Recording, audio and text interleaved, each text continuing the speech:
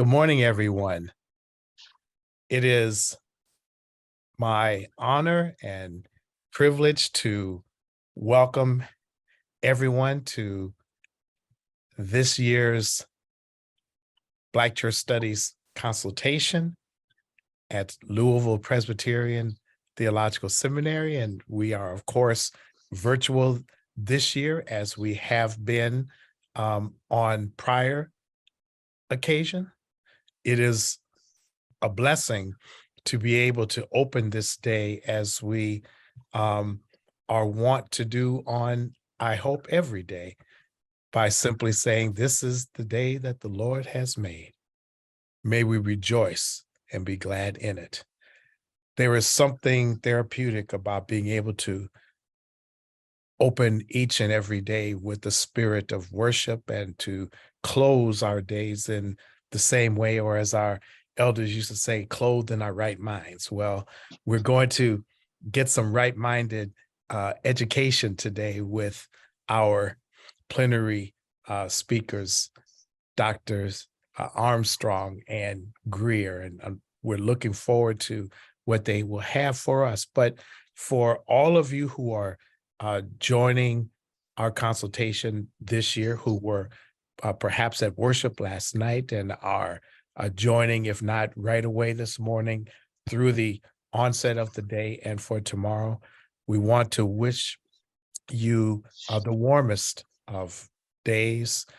We are in winter that sometimes feels like spring with all of the interesting things that are happening with our climate.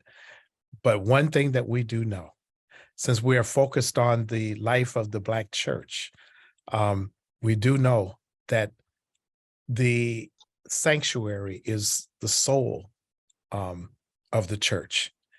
And the soul of each of us is itself a place of sanctuary. If there is anywhere that we need to have a sense of wholeness and health and holiness, it must be in the inner sanctums and the sanctum sanctorum of our being.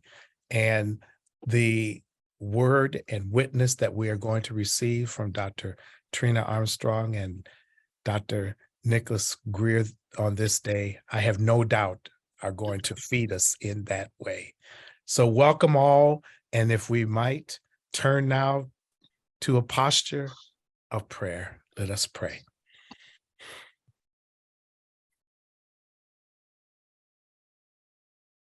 Creator, mover of our days, giver of life, eternal one, the one without whom we could not live or be. We're so very grateful to you that you have given us life, that you have granted us hope, that you have bestowed upon us the courage for the living of these days, that in times of great difficulty and deep trauma, that you are yet and still bearing witness in our midst, that you do call us to be harbingers of hope, to be magnificent witnesses for a world that has not yet come to pass, but will be. May we find in what we learned today through our speakers wisdom for the living of our days. And may we find pathways forward for better tomorrows. Teach us in the spirit of Sankofa, O God, to always understand from our inheritance the power and agency of our being. This is our prayer for all who are gathered at this consultation, for we who are called according to your name. Ashe. Amen. Amen. Thank you, Dr. Pollard. Wonderful prayer and introduction. I have the honor to introduce our first plenary speaker, but before I do that, I'm going to have Reverend Claudette Snorton outline the day. Good morning to everyone. Thank you, Dr. Pollard. I am Claudette Snorton, and I'm the pastor of Phillips Memorial Christian Methodist Episcopal Church, and I am one of the co-directors of the Nehemiah Project. And this is our schedule for today. From 8:45 to 9:45, we have plenary session 1 with Reverend Dr. Trina Armstrong on the topic, A History of Psychology and African American People. We will have a time for question and answers from 9:45 to 10 o'clock with Dr. Armstrong, followed by from 10 o'clock to 10:10, a break. From 10:15 to 11:15, we have plenary session 2 with Reverend Dr. Nicholas Grier, What Constitutes African American Mental Health and Mental Illness. From 11:15 to 12:15, this is right at the end of Dr. Grier's presentation, you will be asked to join one of our 6 breakout rooms. During that time, we will have further presentations and discussion. Now, you're going to ask to use a secondary Zoom link that can be found in your registration receipt to join that part of our consultation, but I'm going to give it to you now, just in case you want to write it down. Our breakout Zoom meeting ID is 827-0750-6085. And I'll repeat that. 827-0750-6085. And the passcode is 683658. Now, all of this will be on the screen, but I thought maybe some of us might need a little heads up early. Now, once you join the breakout rooms, please choose a group topic you would like to participate in. Now, all of the sessions will be recorded so that you can go back during your leisure time and view any or all of these sessions. Now, these are the breakout rooms. Breakout group 1 with Miss Caprice Harris, Black clergy, clergy family, mental health, and mental illness. Breakout group 2, Reverend Robin K. Monk Self with Black female, mental health, and mental illness. Breakout group 3, Miss Kenya Tuttle with Black children/youth, mental health, and mental illness. Breakout group 4, Reverend Kimberly Blackford French, Black young adults, mental health, and mental illness. Breakout group 5, Miss Kimberly Scott, Black LGBTQIA+, mental health and mental illness. And breakout group 6, Ms. Dillis Brooks, Black male mental health and mental illness. Remember, this is the time that we will go to a different Zoom link. I'm going to give it to you again, but remember, it will be on the screen before it's time to proceed. That Zoom ID is 827-05. You know what? I'm going to stop right there. I know again, because I'm calling all types of numbers. The Zoom link is, this is the ID, 827-0750-6085. And the passcode is 063658. Amen. Amen. Amen. All right. Just a little more. From 12:15 to 1:10, there will be a time for you to have lunch. Beginning promptly at 1:15, we will begin our 1:15 to 1:45, our D-Men Showcase with Reverend Amy Stoker, followed by 1:45 to 2:15, D-Men Showcase 2 with Reverend Emily Holiday. And from 2:15 to 2:30, but probably not as long as that, we'll have closing remarks and prayer by Reverend Dr. Marion Miller. Now that concludes our public consultation events for the day. However, there will be a closed meeting of the Nehemiah Project pastors and lay leaders from 7 p.m. to 8:30 p.m. this evening. Hope this is as clear as mud. Have a wonderful day. All right, Dr. Kauser. Thank you, Reverend Snorton. I'd like to introduce our first plenary speaker. This is Dr. Trina Armstrong. Dr. Armstrong is known affectionately as Dr. Trina.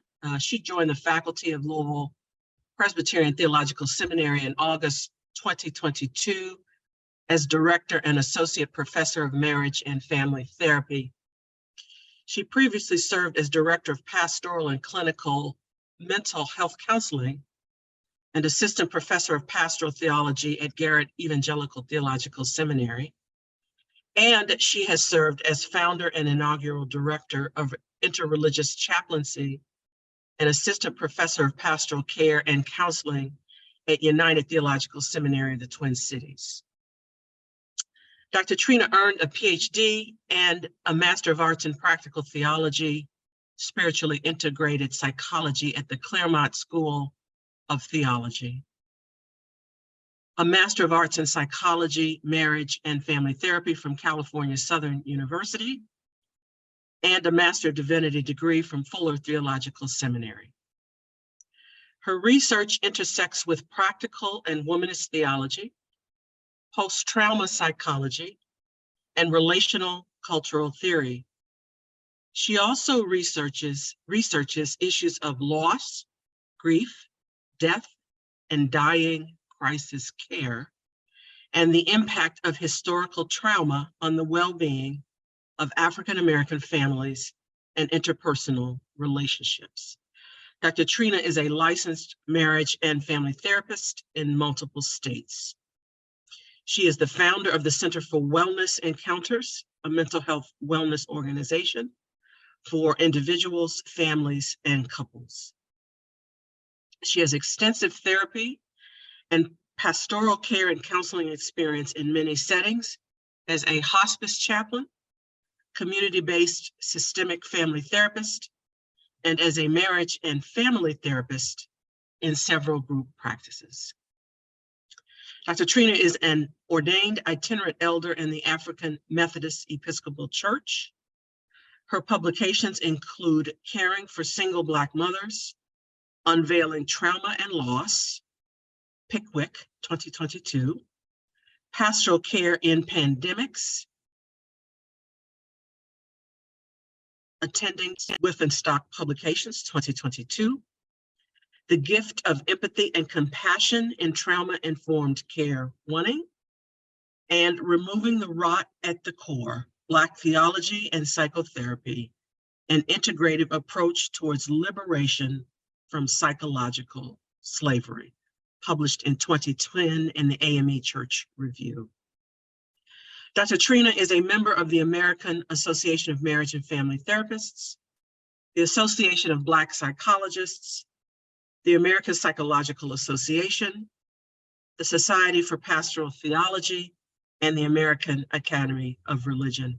Dr. Trina, we are very, very glad to have you as our first plenary speaker. The floor is yours.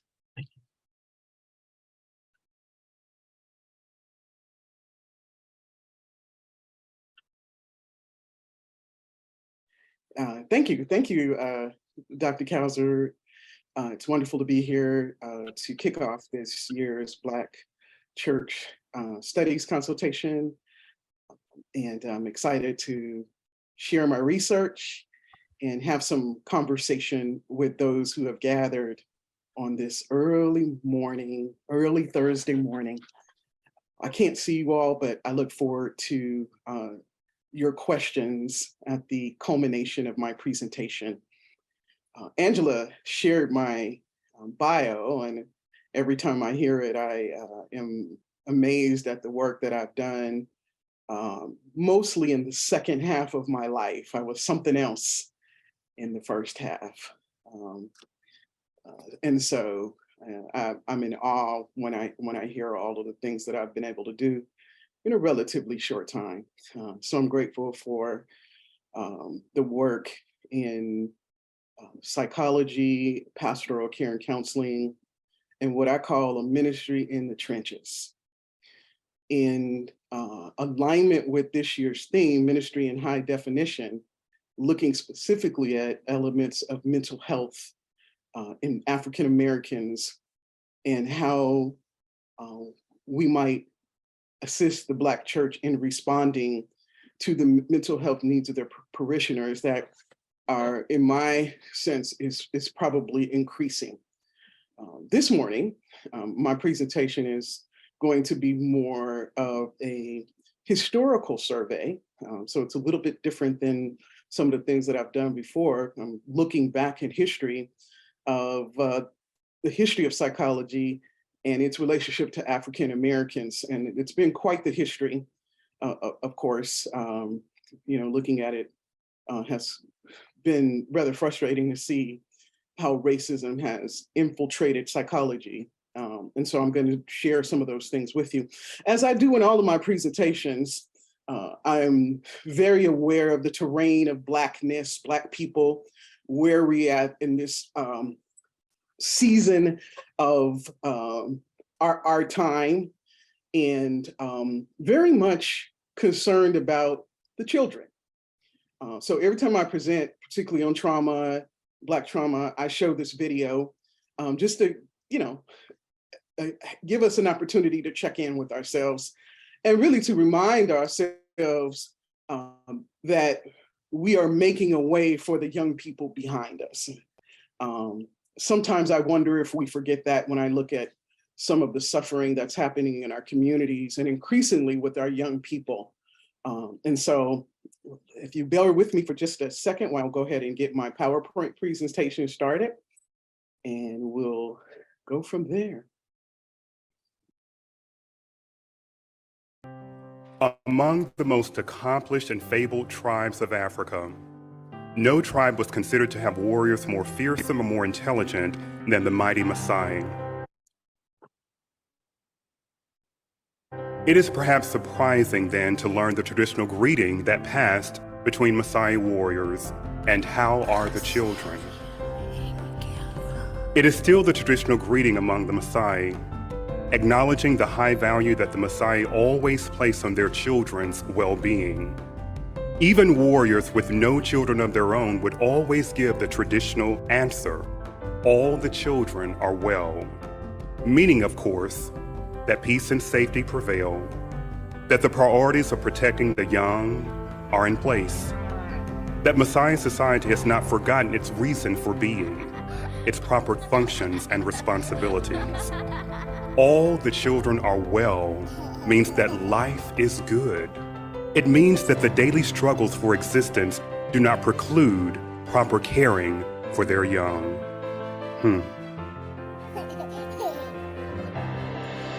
I wonder how it might affect our consciousness of our own children's welfare if in our culture we took to greeting each other with this daily question, and how are the children? I wonder if we heard that question and passed it along to each other a dozen times a day, if it would begin to make a difference in the reality of how the children are thought of or cared about in our own country. I wonder if every adult among us, parent and non-parent alike, felt an equal weight for the daily care and protection of all children in our communities, in our towns, in our states, and in our country. And I wonder if we could truly say without hesitation, the children are well. Yes, all the children are well. Among the most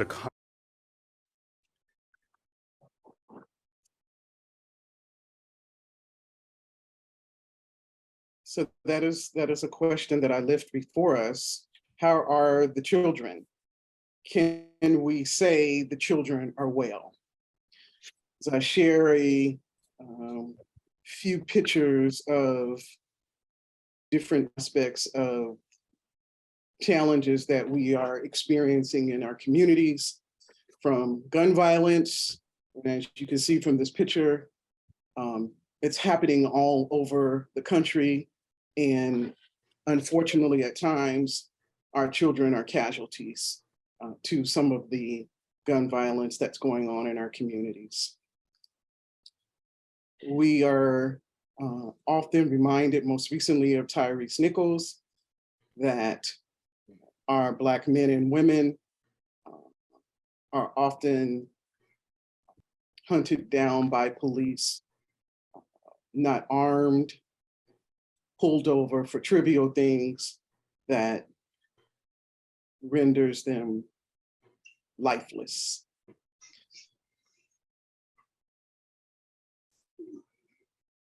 This is just a sampling of those who have lost their lives to police violence. This list could probably go on and on, but it's sad to look at the number of names, both men and women, that are on this list. I think it's always helpful to really think about the history of psychology in African-American people. I'm gonna break that down, why these next few slides are gonna be important for us.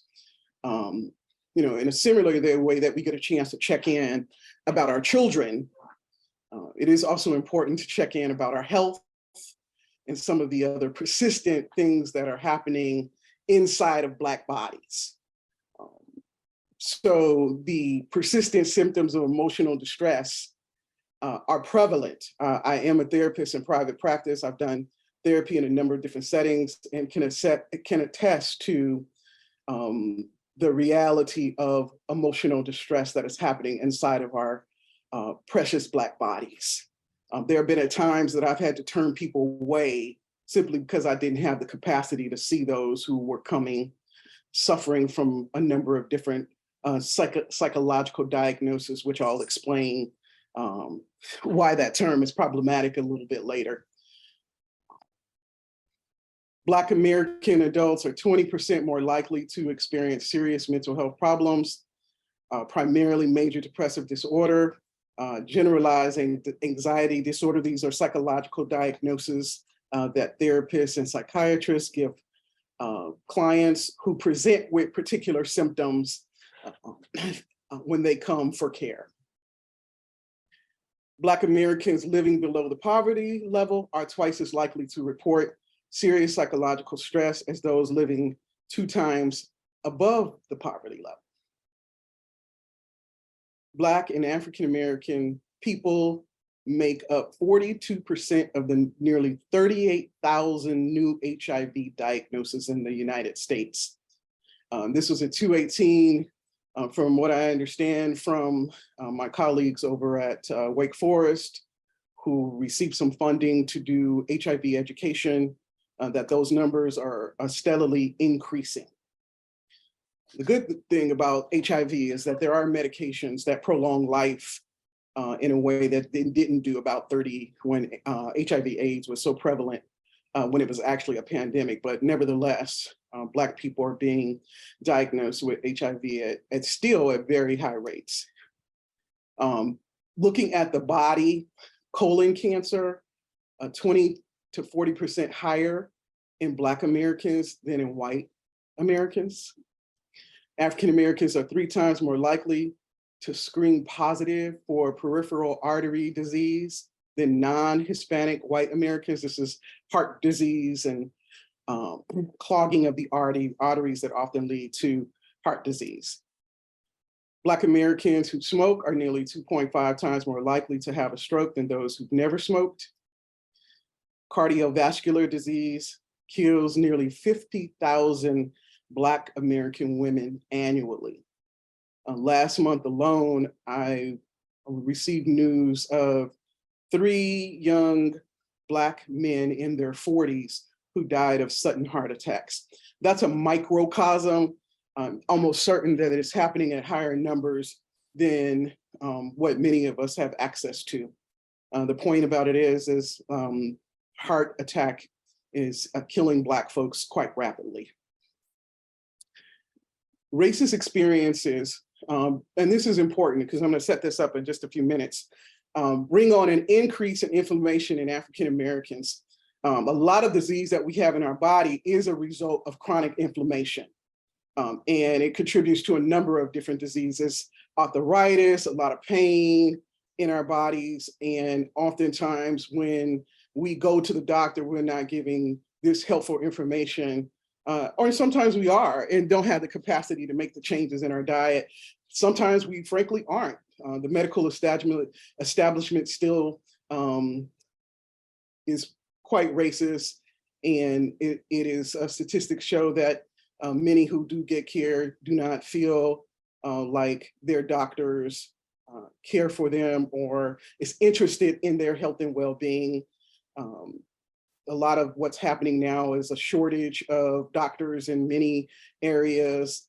And so doctors are pressed and they're bringing patients in and out. And so many of them don't have the time to do that kind of focused care that many people need to be able to be informed about some of the ways that they can care for their bodies. African Americans are 60% more likely than non-Hispanic white adults to have been diagnosed with diabetes. My daughter works for DaVita, which is a kidney dialysis organization. And in our conversations, she is in the Oakland Bay area and tells me all the time that many of her clients are Black folks who had heart disease, and a lot of heart disease and stress oftentimes contributes to diabetes, as well as diet and obesity and some of those things that also actually contributes to eventually lung failure and kidney failure in a way that would move people to dialysis. Once you go on dialysis, for many Black people, it's unlikely that you'll get a transplant. And so as she describes some of the things that she are exposed to, we both are sad as we talk about some of the ways in which even some of the Black people that she have conversations with have a lot of regrets about not knowing what to do with their bodies and talking about the stress that they wish they would have had knowledge and information and done things differently. Because once you get on dialysis, it's likely that you'll be on that for most of your life. African Americans are twice as likely to develop Alzheimer's disease as white Americans. Okay, that's significant. And I think now that we actually have something to name what's happening in its neurological, back in the day, it used to be senile and other ways in which we were very protective of our older adults who likely presented with Alzheimer's and dementia.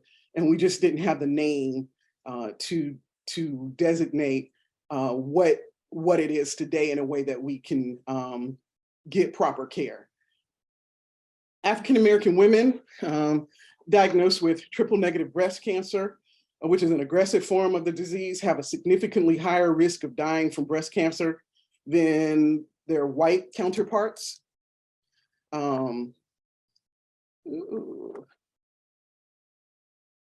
go back.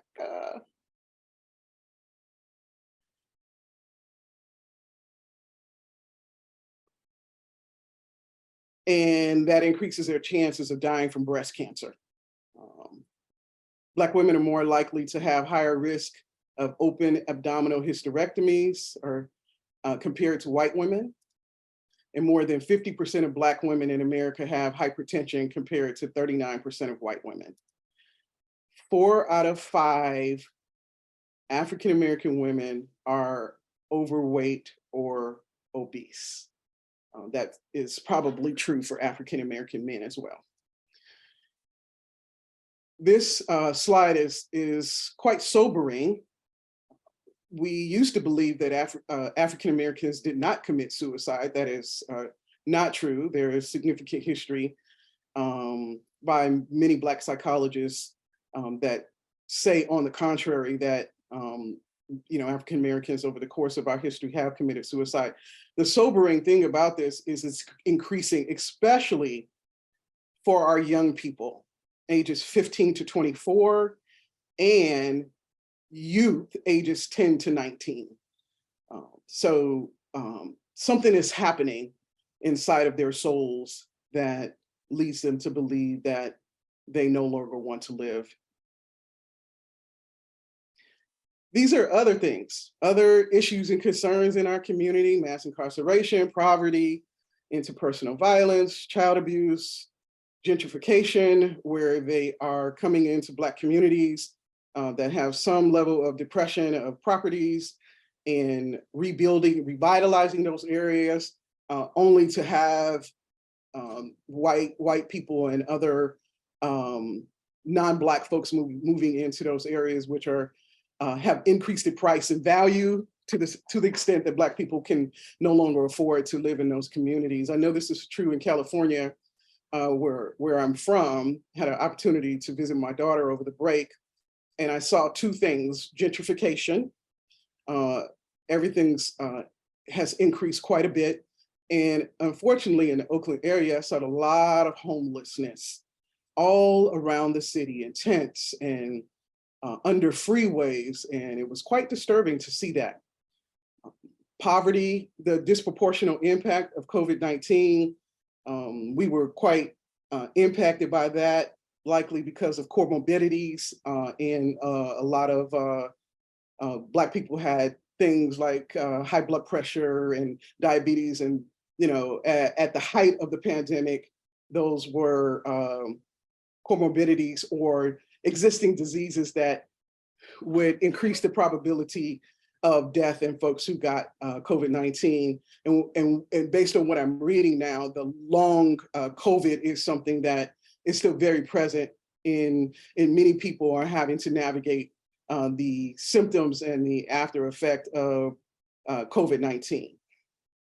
And then vaccinations and all of those kinds of things that we've been trying to navigate in a way that many Black communities were, there was not an equitable distribution of vaccines. And, thank God for a lot of advocacy that was able to go into Black communities, encourage many people to get the vaccines. And so something definitely that we have to continue to pay attention to, even though the pandemic is not at its height. It will, the COVID-19 will be with us like the flu and some of those things. So something else that we have to manage. Why am I going there to talk about the history of psychology and African Americans? Because we are body, soul, and spirit, okay?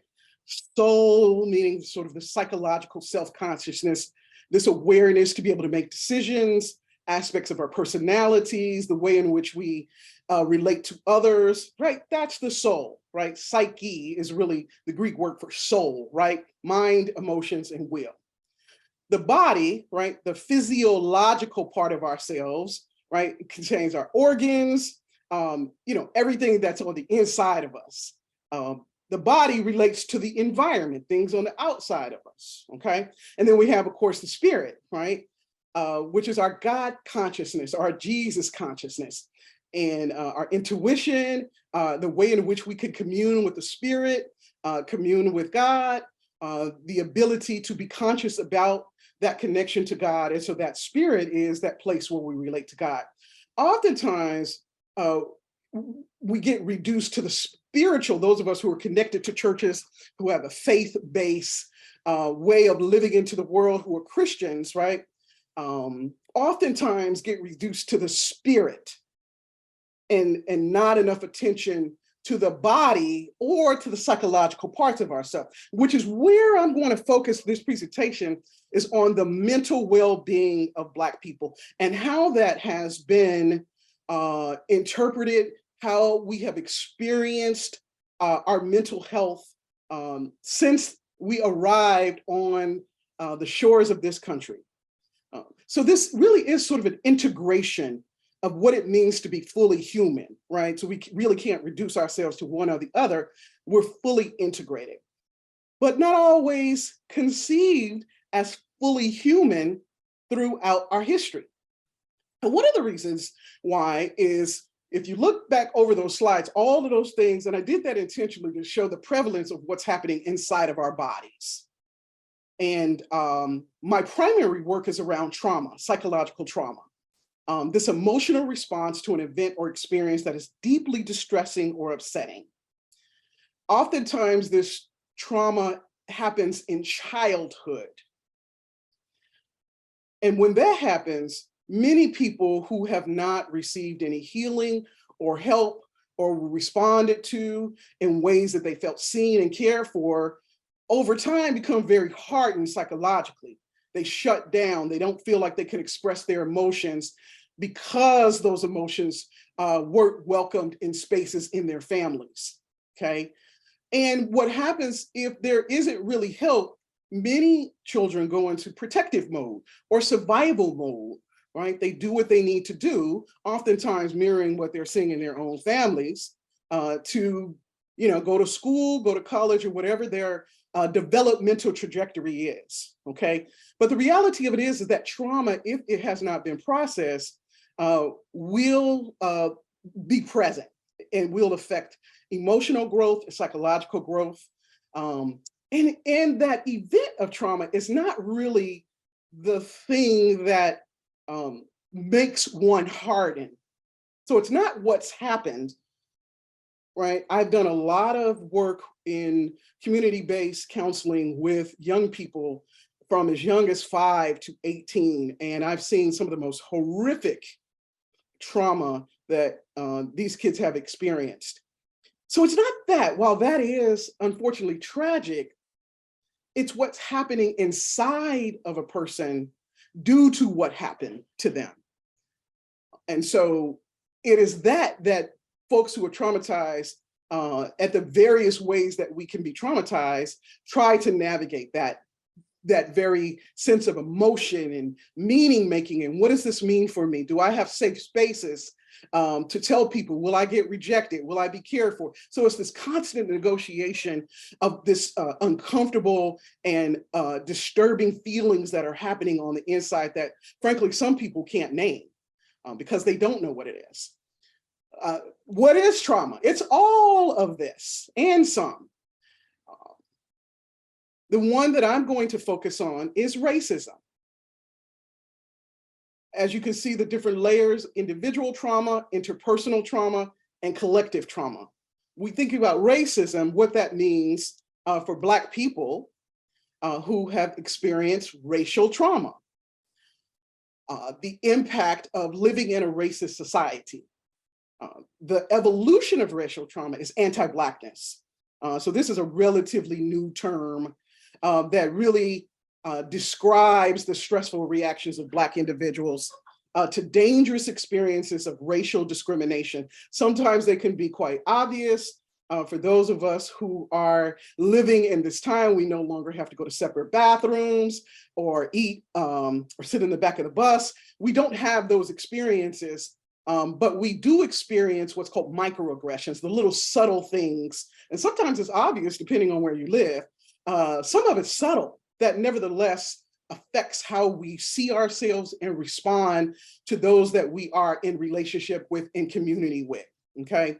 And it can really be unsettling to be in situations and environments and organizations with people who can be quite racist.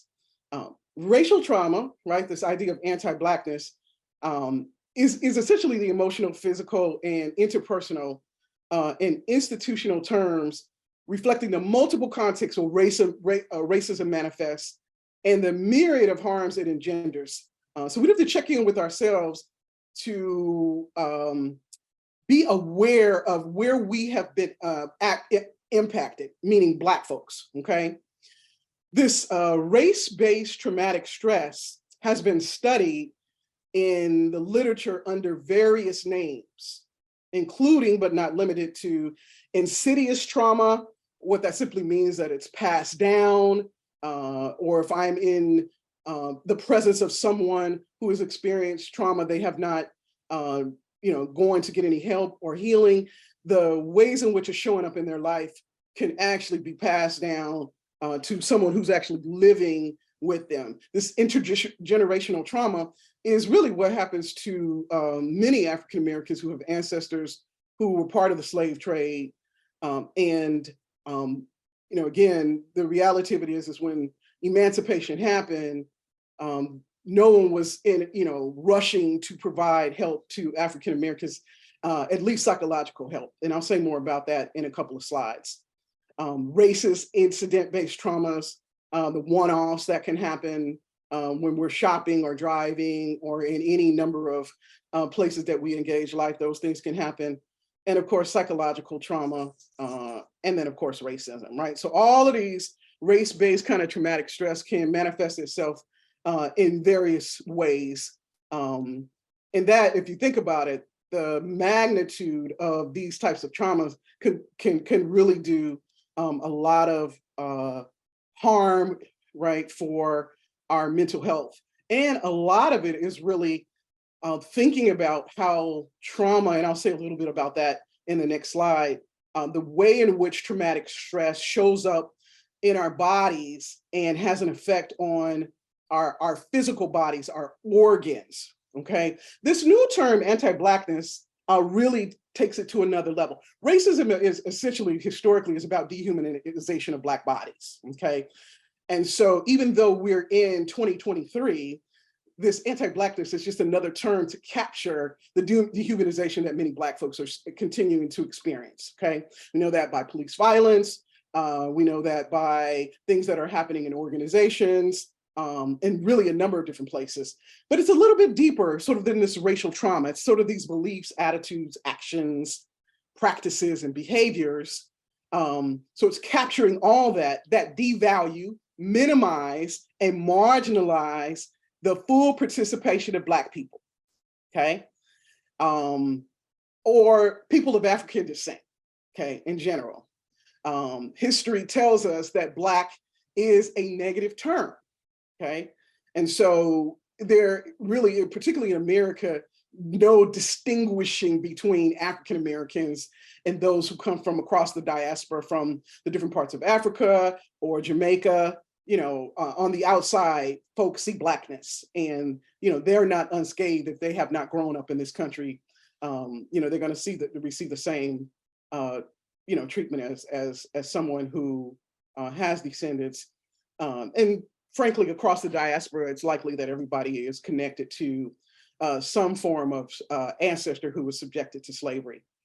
And so even though, and we know this, we're fighting for voting rights and the ways in which political system is still trying to manipulate our ability to vote and the Voting Rights Act and all those things that we've done across time, but there's still this way of the way in which society still says that we really don't deserve to be full citizens of this country, okay? So this illusion of rights and the civil rights movement, but there are times in which this really isn't a reality, right? We're still fighting some of the same things that our ancestors were fighting. The belief, though, is that Blackness is inherently problematic, okay?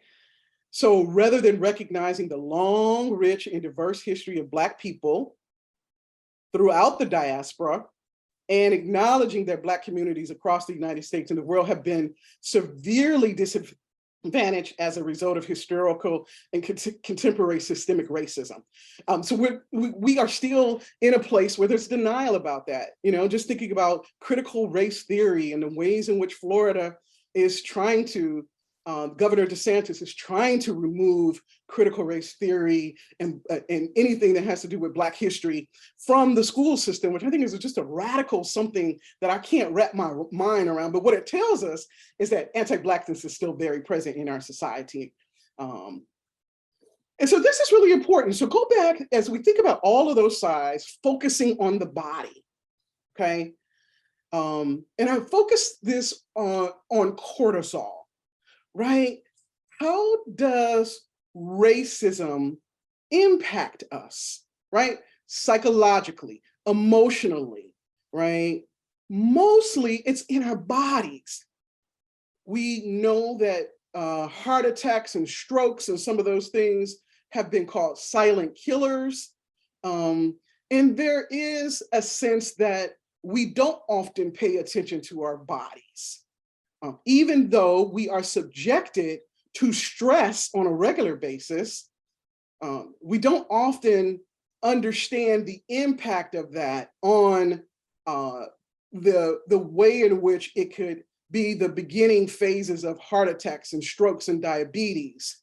There are people, typically diabetes is one of those diseases where it is believed that many people who are obese are the primary ones who are being diagnosed with diabetes. That simply isn't true, because stress, as you can see, the pituitary gland, which is right above the, it's right, you can see right where it is in the brain, a little small pituitary gland, and you can see the hormone, ACTH, and the adrenal gland, which is right above the lungs. I think that's the lungs. So you can see the release of cortisol that goes into the bloodstream. And when there's a significant amount of cortisol that's being dumped in the bloodstream, it's going to affect the liver. It's going to increase blood pressure, sweating, increase of breath, accelerated heart rate. It's going to affect, vision, slows the digestive system down, and you can see the effect of excess cortisol in the body. Okay, arthritis, hunger, sometimes aggressiveness or hostility, hypertension, depression, decreased metabolism, chronic fatigue, sleep not getting enough sleep, migraines. I have many people who come to my office and complain of migraines, and they go to the doctor's office, and all they do is just give them medication. They don't even do an MRI. Sometimes they get an MRI, but they leave the doctor's office with little clarity about why those migraines are happening. At this stage of evolution, we're learning more about how the brain works, how it responds to stress, how trauma has impacted how we respond to some of the historical things that have happened in our life, and how that affects what's happening in our bodies. So we can say that many of those slides that I showed you earlier really are the effect of race-based stress, anti-Blackness, okay? The way in which we are holding it in our bodies, okay? And this is relatively new in terms of practitioners learning, different ways to help clients understand that there are ways in which we now have to pay more attention to our bodies, because we just frankly haven't done that. Okay. And I know, my mother and father, many people in my family have died of early deaths. Many of them didn't really live past 60 from a number of things that are on this other slide in terms of the effects of cortisol in the body. And because we're not giving that type of education, the doctors aren't providing that information. It's sort of this ignorance that we don't know what we don't know. So I do try to help my clients think about, and frankly myself, ways in which the holistic care of ourselves is so necessary now. So as we take a journey through that to get through, so how did we get here? Okay, so it's going back to this psychology, this history of psychology, and really thinking about how did we get to this place of dehumanization. There's a number. We know that when we came to the shores of America, right, that the intention was to subject us to 400 years of slavery, okay? So very traumatic experiences that have been documented in books and documentaries and biographies. There's a plethora of information that captures that time in our history that some folk would still deny or will not take responsibility for. This is important because when we think about the history of psychology, it really fuels how we have learned to understand who gets to be human and who doesn't get to be human. The history of psychology over the years have had a significant impact on the dehumanization of Black people, okay? And so over the years, there have been a number of different organizations and what's called scientific racism, where these evolution of the psychological field, these white men who were psychiatrists and who were doctors, really were dehumanizing the Black body, captured in slavery, okay? And you'll see some of the initial diagnosis. As there's been more advocacy and more ways for us to learn that history, particularly in the organizations itself. So there's American Psychiatric Association, and these are the doctors who will prescribe medication, right? They'll see people who have mental health diagnosis, but they are the ones who prescribe. So they're like medical doctors, okay? The American Psychiatric Association is the oldest national physician association in the country. So they've been around for a long time, steeped with racism, okay? So in this moment, in 2018, they made a public apology to address racism in psychiatry. And at least language-wise, to make amends for the direct and indirect effects of racism in psychiatry, okay? And so recognizing some of the ways in which medical doctors have been discriminatory, prejudice, and really using testing and eugenics and all of these different scientific methods to create difference, particularly from white people to Black people, in ways in which Black people's hair was measured, their skin was measured, all to justify the dehumanization in slavery, okay?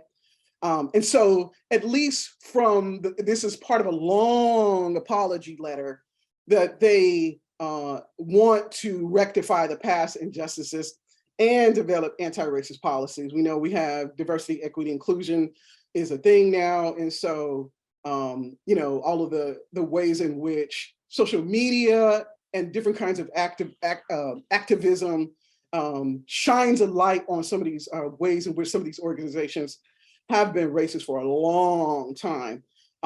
Is this good news? I'm not sure. The sister organization, the one in which I'm actually a part of, the American Psychological Association, are the psychotherapists or the mental health professionals who see clients who do have mental health concerns and challenges, okay? So it's a large organization. They've been around for a long time. Also issued an apology for the racist behaviors in their organization. So they did it at about the same time that the American Psychiatric Association did their apology. And so what this represents is the reality that before we came to this country, this is a Nubians bringing a tribute to Pharaoh from the tomb of Hai. And for me, when I see these, so Egypt, and looking at some of the early pictures and hieroglyphics and, all of the things that we can trace the early humans back to Africa and Egypt. And when I look at these pictures and pictures of Africans who were leaders and had very advanced countries and art, and they were artistic and they had sophisticated learning systems. And so we were very sophisticated and complex people, right? But we also had some assets, our physical bodies.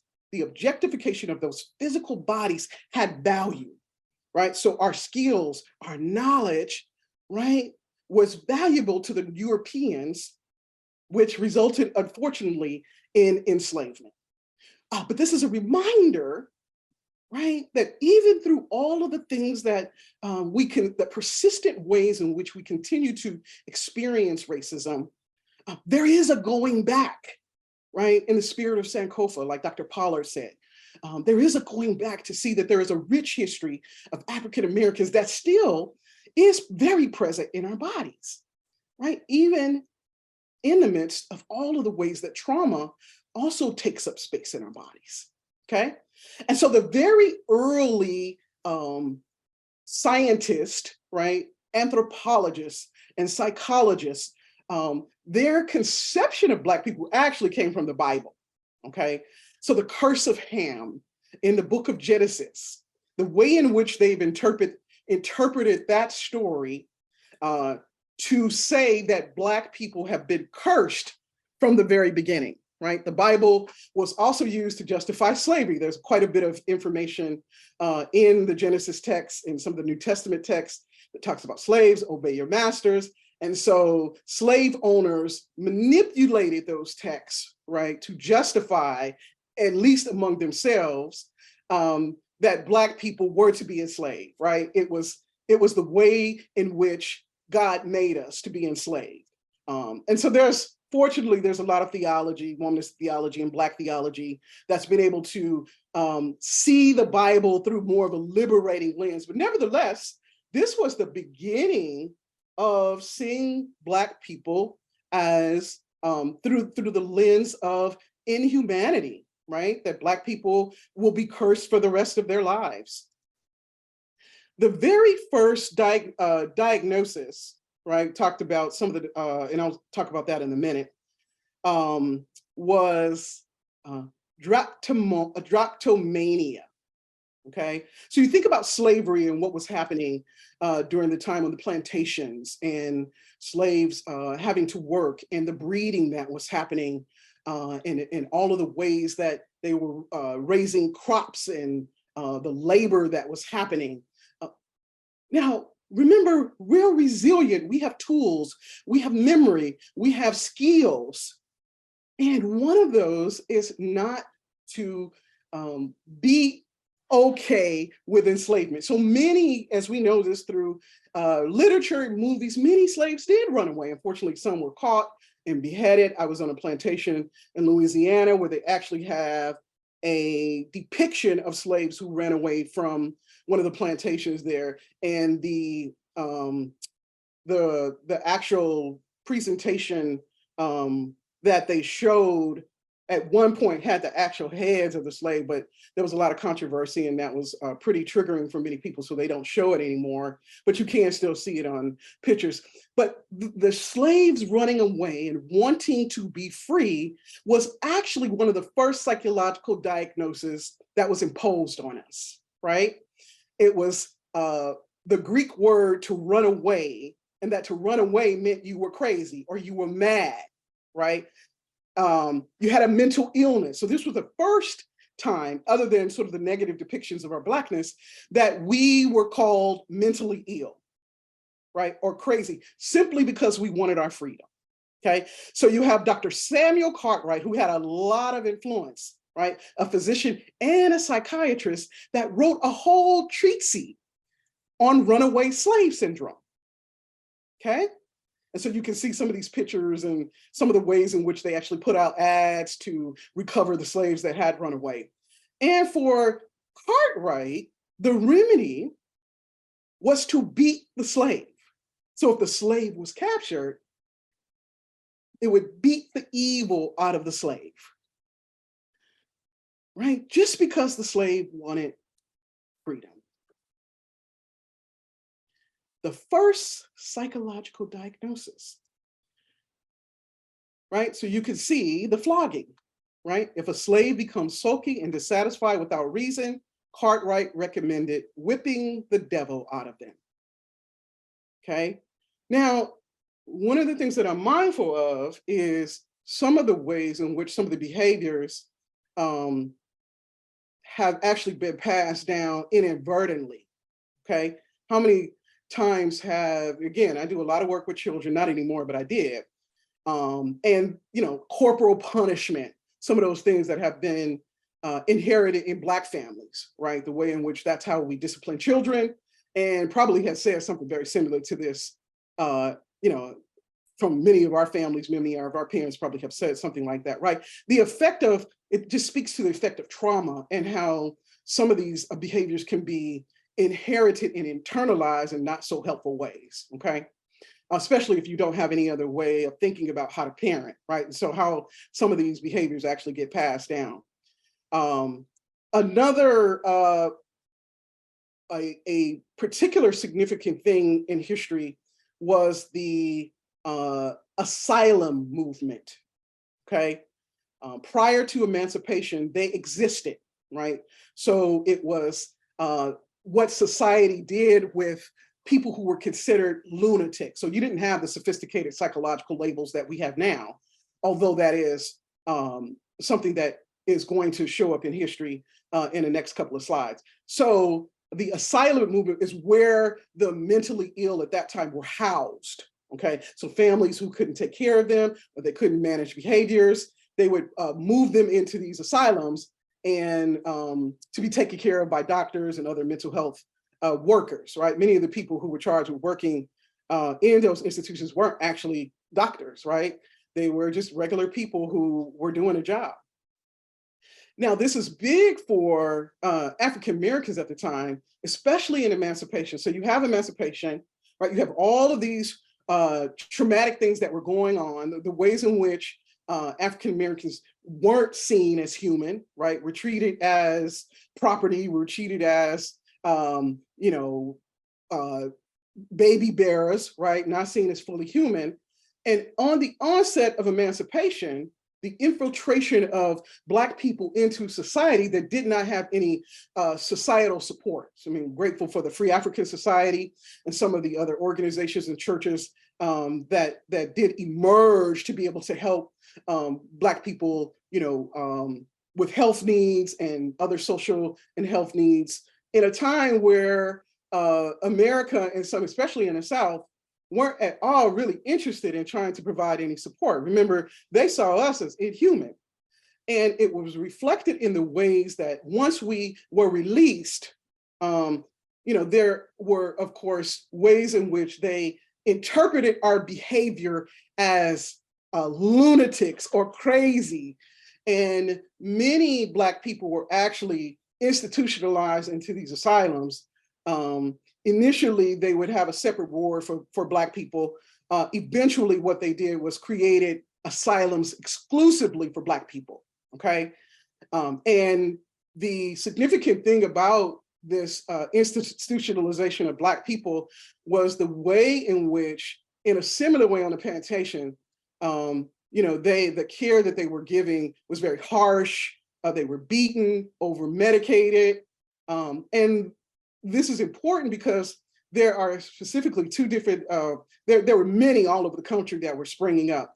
And some of the doctors and psychiatrists and the federal government who was really overseeing some of this stuff were really afraid because of the increasing numbers of Black people that needed care, mental health care. And the way that they cared for us was put us in these asylums, okay?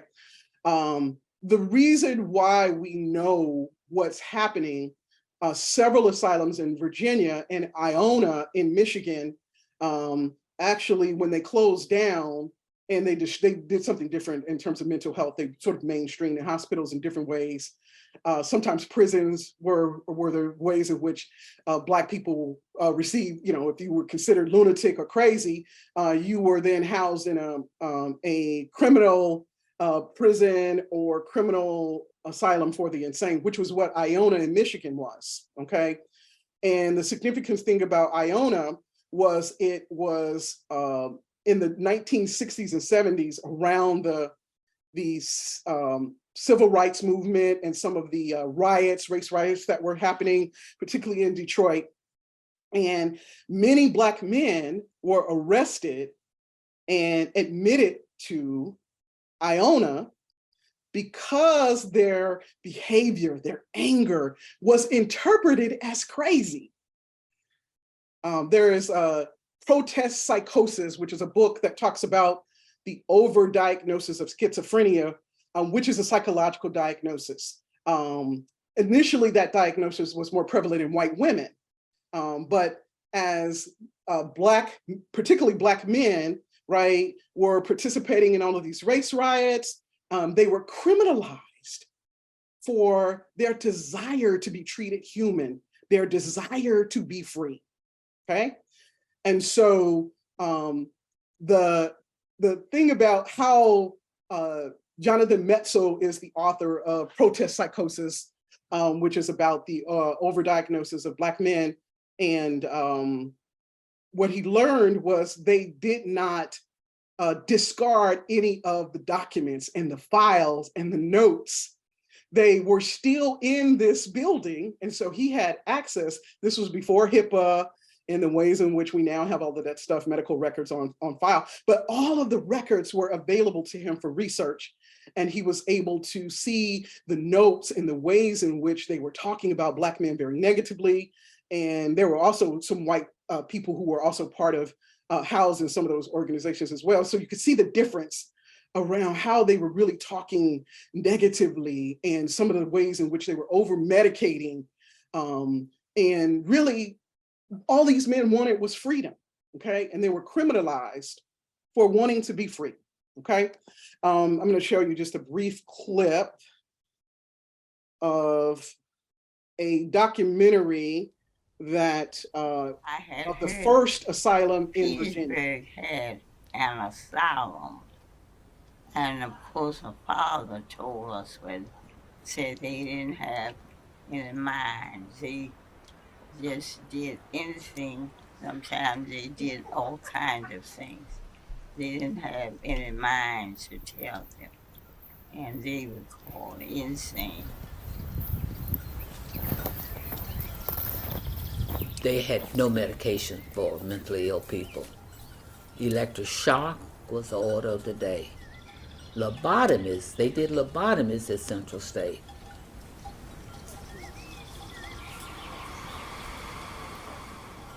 Physicians, both Europeans as well as white American physicians and psychiatrists, thought about Western assumptions about the primitive nature of people of African descent. Their idea was that African Americans had a less developed nature, were intended to be servants to white people.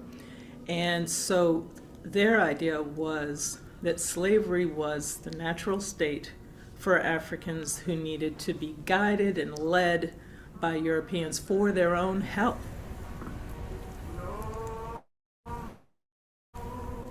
Black insanity was often associated with criminality. It was thought to be especially deviant than insanity among whites. And so that very much shaped how people of African descent were treated, were managed in asylums.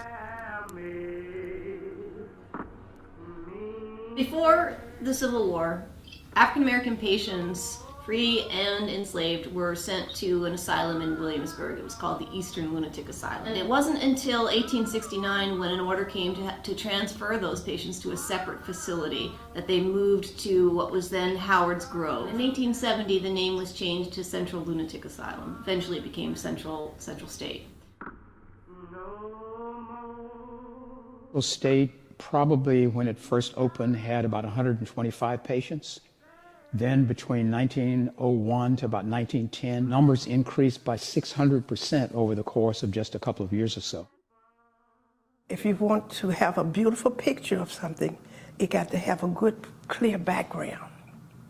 And people fussing, talking back to the patient and making an ugly background.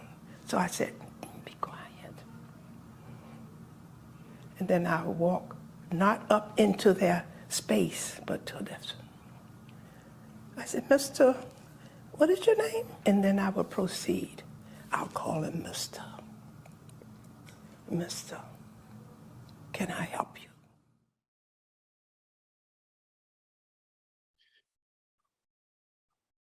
So documentary talks about, that's just a snippet of it. So you, as you can see, just really hearing how tragic it must have been for those African-American men and women to be housed and to be treated the way that they were.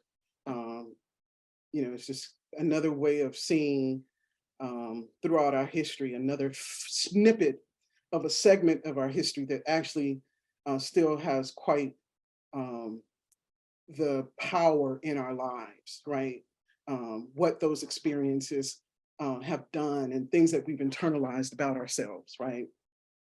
And so, you know, a significant part of our history that we don't always know about, okay?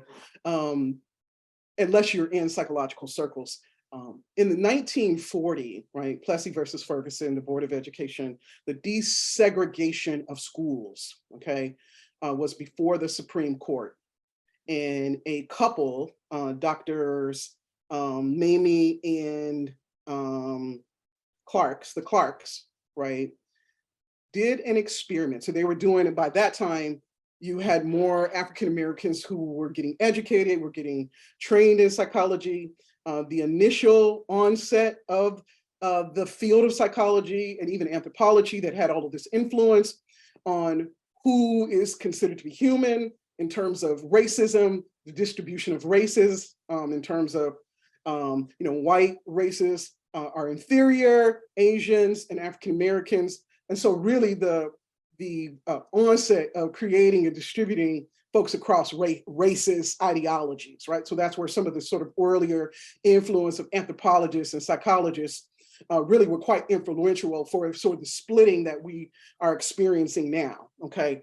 And so the Clarks were part of that case to demonstrate to the Supreme Court the ways in which racism was harming Black children at that time, right? And frankly, everybody.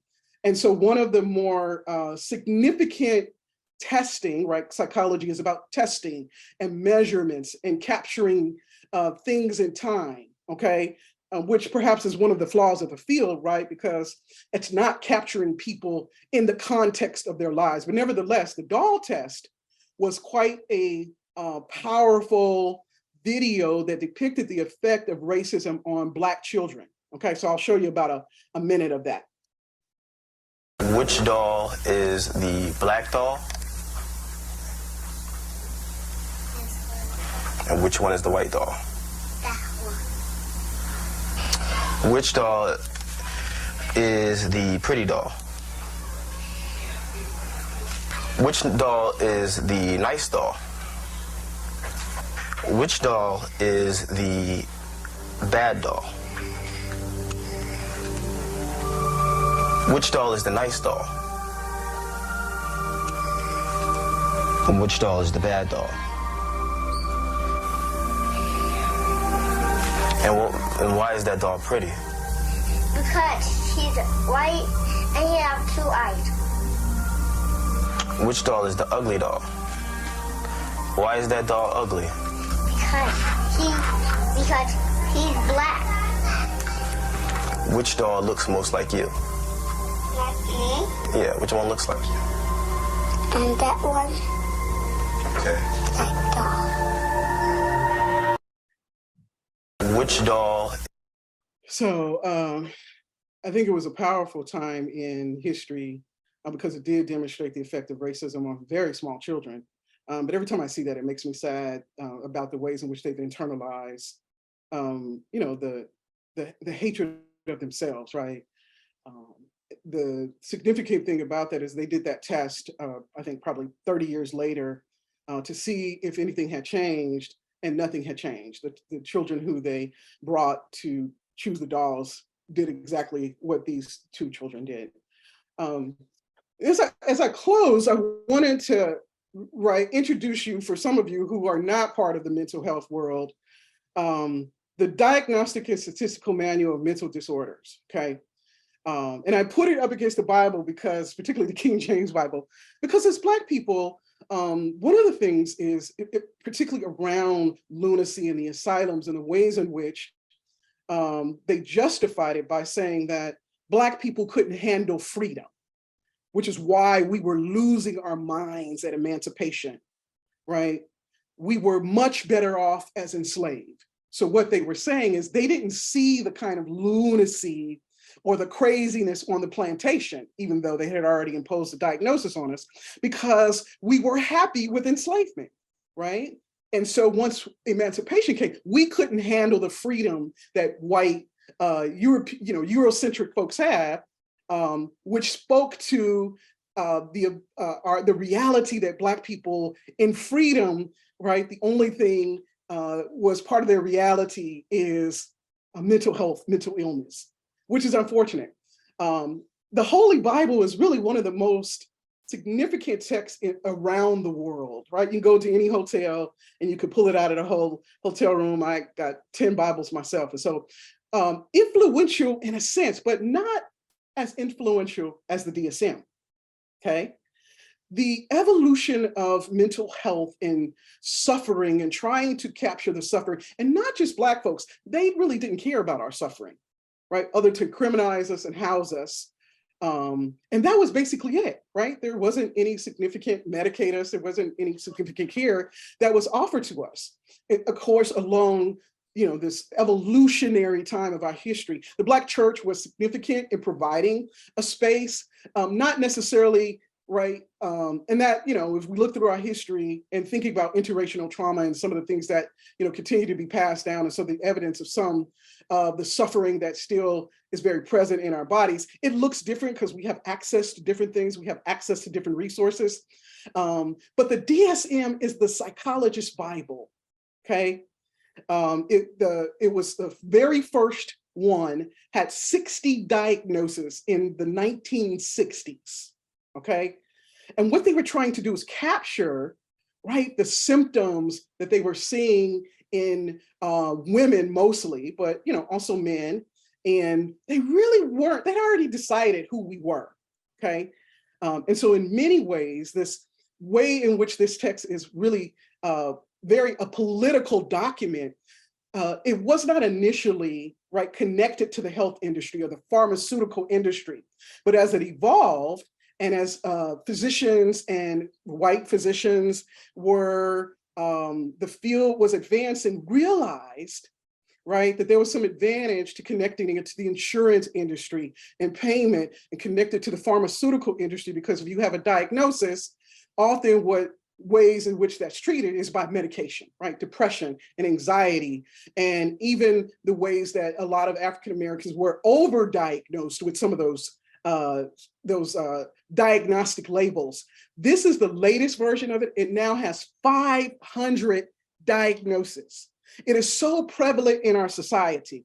I have depression. I have anxiety. Post-traumatic stress disorder is one of those diagnoses that captures the experience of people who have experienced some form of trauma, like I showed earlier. It does not, however, capture racial trauma or the trauma of slavery. Okay, it does not take into account the chronic ways in which that has impacted our lives and still impacting our lives, right? But it's wholly, right, a political document.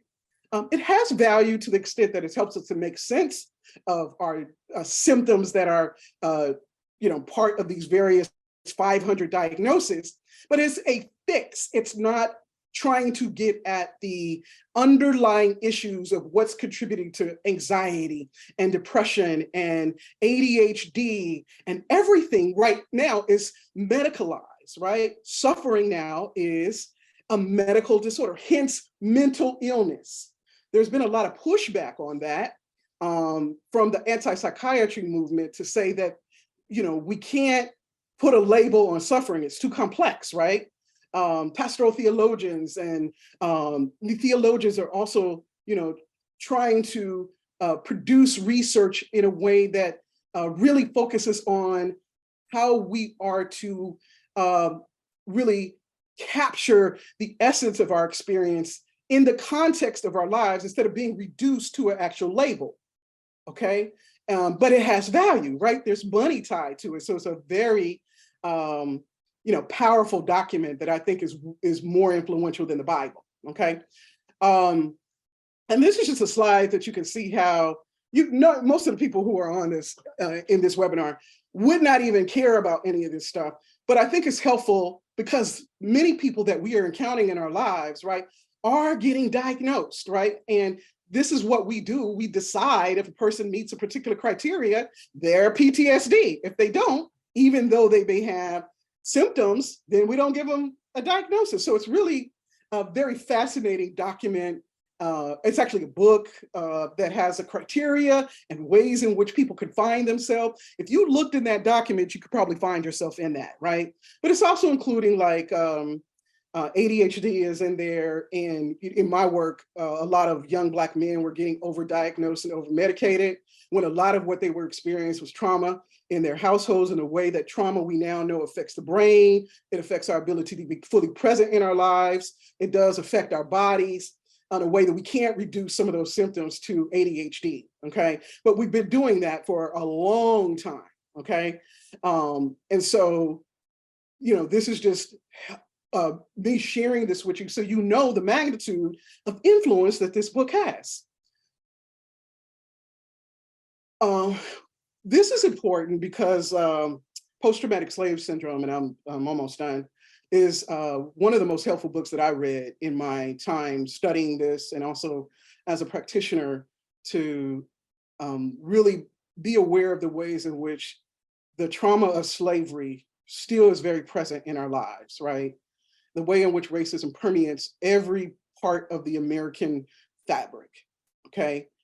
Joy DeGruy wrote a book called Post-Traumatic Slave Syndrome, and what she did in her research is she was able to name, unfortunately, she used the same diagnostic system that the DSM used, and nevertheless, it was helpful to name the ways in which this trauma of slavery still is very present in our lives. It's a really very accessible book. And I think, every Black person should read it, because what she talks about are some of the behaviors that, particularly around parenting, self-esteem issues, imposter syndrome, being part of organizations, having the education, having the experience, and yet still not believing that one belongs in those spaces, okay? So she was able to track some of the behaviors to some of the things that was happening on plantations and make the connection and create a whole healing system. So there's a lot of practitioners and folks who are doing a lot of good research and publishing books to help us to think about racial trauma, and specifically helping Black people, connect to their bodies in a way that we can, heal this stuff, communal ways. So there's all kind of really wonderful things happening in our present day that I'm super excited about, and participating in some of this new ways in which we're not subjecting people or minimizing them to a particular diagnosis. So it's a really exciting things that are happening now in the psychology world, particularly with the proliferation of Black practitioners. There still isn't enough of us, right? And many still feel marginalized and feel that they're experiencing racism, even if they are in those places where they can make a difference. And frankly, still feeling the nature of oppression and racism, and not feeling like they could be fully present, even in those positions where we're at the table. So quite the phenomenon that still really exists in our present day. My last slide is this, okay? So as the more Black psychologists were getting trained and educated and trying to fit in those spaces, right, that said they were welcoming of us, right? But they were pushing back. They were doing advocates. So those early Black psychologists pushed back at the American Psychological Association to get them to admit of their racist practices. Unfortunately, it didn't work at that time, right? It was like the 1960s when the Association of Black Psychologists was founded. And what they said is, we're going to separate, we're going to create our own organization, and we're going to see Black people as fully human. We're going to incorporate strength-based ways of, even in the midst of trauma, strength-based ways. We're going to think about our African values, African-centered ways of being, okay? And so I'm a part of the Association of Black Psychologists, wonderful organization that don't really do a whole lot of psychological diagnosis. They don't do anything with the DSM, and very much recognizing that Black people have the resources that we need to heal. Tomorrow, I'll talk about what that looks like in terms of Black churches, what it is, how we can, particularly as pastors and other folks in churches, who can be more aware of the particular things that we are seeing even in our present time, in terms of the increased way in which, African Americans aren't receiving care. There's a whole lot of stigma that is still very prevalent. We're just not getting the help that we really need. The stigma about still, we know in our medical system, there's so much around apartheid and the Tuskegee and the ways in which we were tested, and many of us don't go to the doctors because we're afraid that we're going to get reduced or dismissed. And that's true in the mental health, that There's stigma around if you acknowledge that you have any issues, you're going to be crazy. So some of the things and labels that they imposed on us, we internalize some of those things, afraid to be rejected, criticized, and not have our feelings acknowledged. So there's still quite the stigma in our communities. And still we're working really hard to normalize it, okay?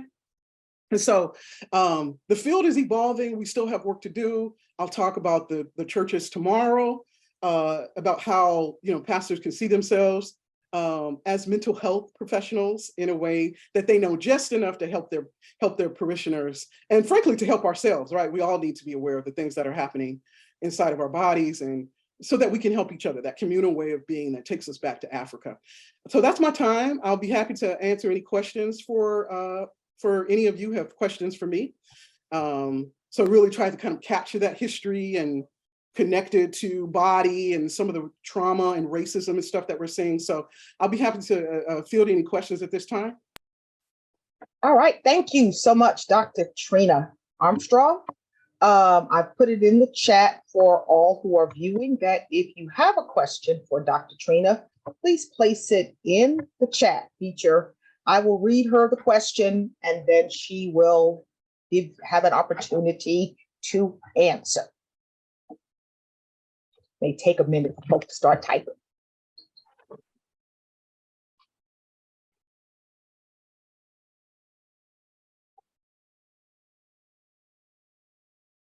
While they're typing, I have a question, Dr. Trina. As you mentioned about the whipping the devil out of ex-slaves and how that has passed down, especially to corporal punishment in Black families.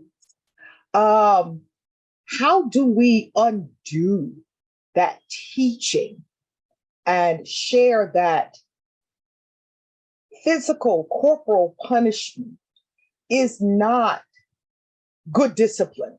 We know we have to teach children, we know we have to train them, but do we have to necessarily, what they used to tell us, beat the Black off of them in order to get them to cooperate? How in a mental health context do we do that? And how do we deal with the trauma that is impacted because, child abuse, especially physical child abuse, in our families, a lot of it goes back to that kind of teaching. So how do we correct that? Yeah, I mean, those are big questions. I don't know if I can fully answer all of them, but I'll take the one about corporal punishment. I was working in Minneapolis in community-based counseling, and as a Black therapist, I would go into North Minneapolis, is where many of the Black folks live. There was a lot of poverty. So I would work around a lot of white clinicians, young white clinicians, and we almost always encounter parents who, spank their kids, right? And they wanted to do all of these interventions. Let's just show them how to do this and parenting styles. And I'm like, okay, we cannot take away this, right? It's a value, right? Because many people who spank their kids think they're doing it to protect them, right? Remember slavery, right? If I don't get you, the police will, okay? So that's a particular value around what it means to keep our kids safe. Distorted, perhaps, but that's what they know. That's what they're seeing generations are doing. And so part of it is recognizing that to do something different is a loss, right? That they don't know what they don't know, right? You know what I mean? So part of what we were doing, and it was particularly me, was helping them to understand, to meet them where they're at, to talk about how that didn't even work for them, to give them a different way to think about it. So not just take it away, but to meet them in the space where they can be open to a different way of parenting. And that frankly took a lot of time because there's a lot of resistance to that, right? How will I keep my kids safe if I don't spank them, right? Where do we learn parenting skills? That wasn't a thing in my family. I actually did it for my daughter, but you know what I'm saying? And so I think the healing part of it is, it's healing is what needs to be healed. Oftentimes it's values and beliefs that, we imposed on ourselves so we don't see the fullness of who we are, right? We're always questioning our value and our worth, right? Because many people were raised in families where they weren't seen. So if they weren't seen, they're not going to see themselves, right? So it's really unburdening them from all of those beliefs that I've talked about in my presentation that we internalize, right? So that's a lot of work, and it requires a lot of compassion, right? That to be to say, okay, you've tried to survive. You've tried to help your kids survive. I understand. So can we talk about doing something different? Right? Can we see you being more loving and compassionate, right? So yeah. Hopefully that answered at least a part of your question. Yeah, I remember once, like 25 years ago, I shared that what you just said, that us spanking our children or trying to whip them, beat them, stems more from slavery and the results of us having come through the slave experience. And maybe what we should consider doing is going back to our African roots and see how African parents discipline and train and teach their children. And I said this to a bunch of church ladies, and they about ripped my head off. I'm not surprised. One of our alums who is present today, Reverend Donna Phillips, says well, that let me just say, I think part of that is I turned out all right, so it must have been okay. Yeah, that's what they say, and that's what's wrong with these kids today is that they ain't spanked enough. I know. And that, but many of us are anxious. We never knew when we were gonna get spanked, so we wonder why so many people are dealing with ADHD and fear, right? It's like, I don't know when mama, and oftentimes they spanked you, you didn't even know what you got spanked for. Angela sent me a direct message, so I wanted to answer that. She talked about the advocacy work that the Association of Black Psychology, whole different way of thinking about Blackness. And really, it's not centered in Christianity. Okay, it's centered in African values. So there's libations, there's rituals, there's drumming, there's ways in which we are kind of like you're saying, Amari, about the African-centered values, because it's so communal and ways of being and seeing ourselves back to sort of those original. Now, Africans weren't perfect, okay, but there is something to reclaim about the African ecology that we're all connected, right? Everybody knows where everybody is, right? Kind of like the old school days that we probably have gotten away from a little bit, but there is a way of centering those African values and those rituals and the environment and connecting to the earth and reclaiming some of that, to take away some of the stigma of dehumanization that we've been living with. So they're also trying to sort of move away from licensing through the American Psychological Association to create their own licensing track, own educational track. So they're really trying to do some important things to make them unique in terms of how they're training Black psychologists to do this healing work now. Thank you. All right. Donna Phillips, one would like to be able to connect with you in the future. She has a new position as the new clinical director of Trauma and Resistant Communities Project in West and South Louisville neighborhoods. So congratulations, Donna, on your new position. And I'm sure since both of you are in the Louisville area, you will have ample opportunity to hook That's up. easy. That's an easy one. Yes, but she does have a question. She says, as a therapist, sometimes it feels as if we are putting a Band-Aid on racialized trauma, as if to say, feel better about the circumstances you are in. How do we help our people heal while we work to change discriminatory systems that are slow to change? Yeah, I mean, empowerment. I mean, I think I was very pessimistic about my ability to heal, racial trauma. I would see it in a room. I could feel it in my body as I was working with folks. And I had to go to more. I mean, rely on my faith. Like, who is Jesus? A lot of Black folks are still Christian, right? Even though they may not be in churches, they still have those Christian values. And Jesus was for the oppressed, right? And one of the scriptures that mean a lot to me is like, he saw them, 5,000 people, they were harassed and helpless like sheep without a shepherd, right? And there's ways in which embodying that faith as that we are human, but also is that empowerment that I do with my clients, that part of it, again, is the unburdening process, right? That what are those beliefs? Can we see you as something different, right? Can we move you into a different way of seeing yourself, right? That's beautiful. You would be surprised how many people, right, are filled with shame and disgust about who they are. And a lot of it is childhood wounds that haven't been healed, right? So I do a lot of inner child work, right, to reclaim identity, right, to help them value themselves, to see themselves as important, as valuable. So I walk alongside of that. I do a lot of compassionate work, right? where I'm walking with them, I'm helping them to have compassion for themselves. That's just the beginning. There are a lot of ABPSI, which is the American Association of Black Psychologists, is doing healing circles, Soulbana kind of things with ways in which they're bringing Black folks together to do some of this healing stuff. So there's, in many ways, it's a communal responsibility for all of us, right, that are more aligned with our African values. Like, I'm clear, I can't do this on my own, but that I have to do it in community with my brothers and sisters, non-binary folk, or whoever that is. We do this work collectively so we don't get burned out, right? Because it's quite the heavy lift, right? One of our participants says that my father was institutionalized and passed in the Black facility for Blacks in Goldsboro, North Carolina, either Dorothea Dix or Cherry Hill. She wants to know, how can she get his records? She said, I was 5 when he died, and folk didn't talk about mental health back then. Right. We were either just not right or lunatics. Yeah, right, exactly. I would go, so like Iona and forget what the other one is, Virginia, they just happen to have documents that were left in the facility. And so now, because folks are doing research, those organizations, those governments are now actually putting in archives in places where folks could have access. So I would go to whatever the county is, or wherever wherever it was. I'm sure it's not still open, but start there and see if there are records that are archives of some of those health records that may still be available. My sense is they are. You probably have to start with the public health department or whoever houses records from hospitals. So I would start there. All righty. We're going to ask this last question and then we will take a break. As a Black mental health professional working within the system that creates many of the challenges you've presented, how do we manage that paradox of addressing the system while healing the effects of it?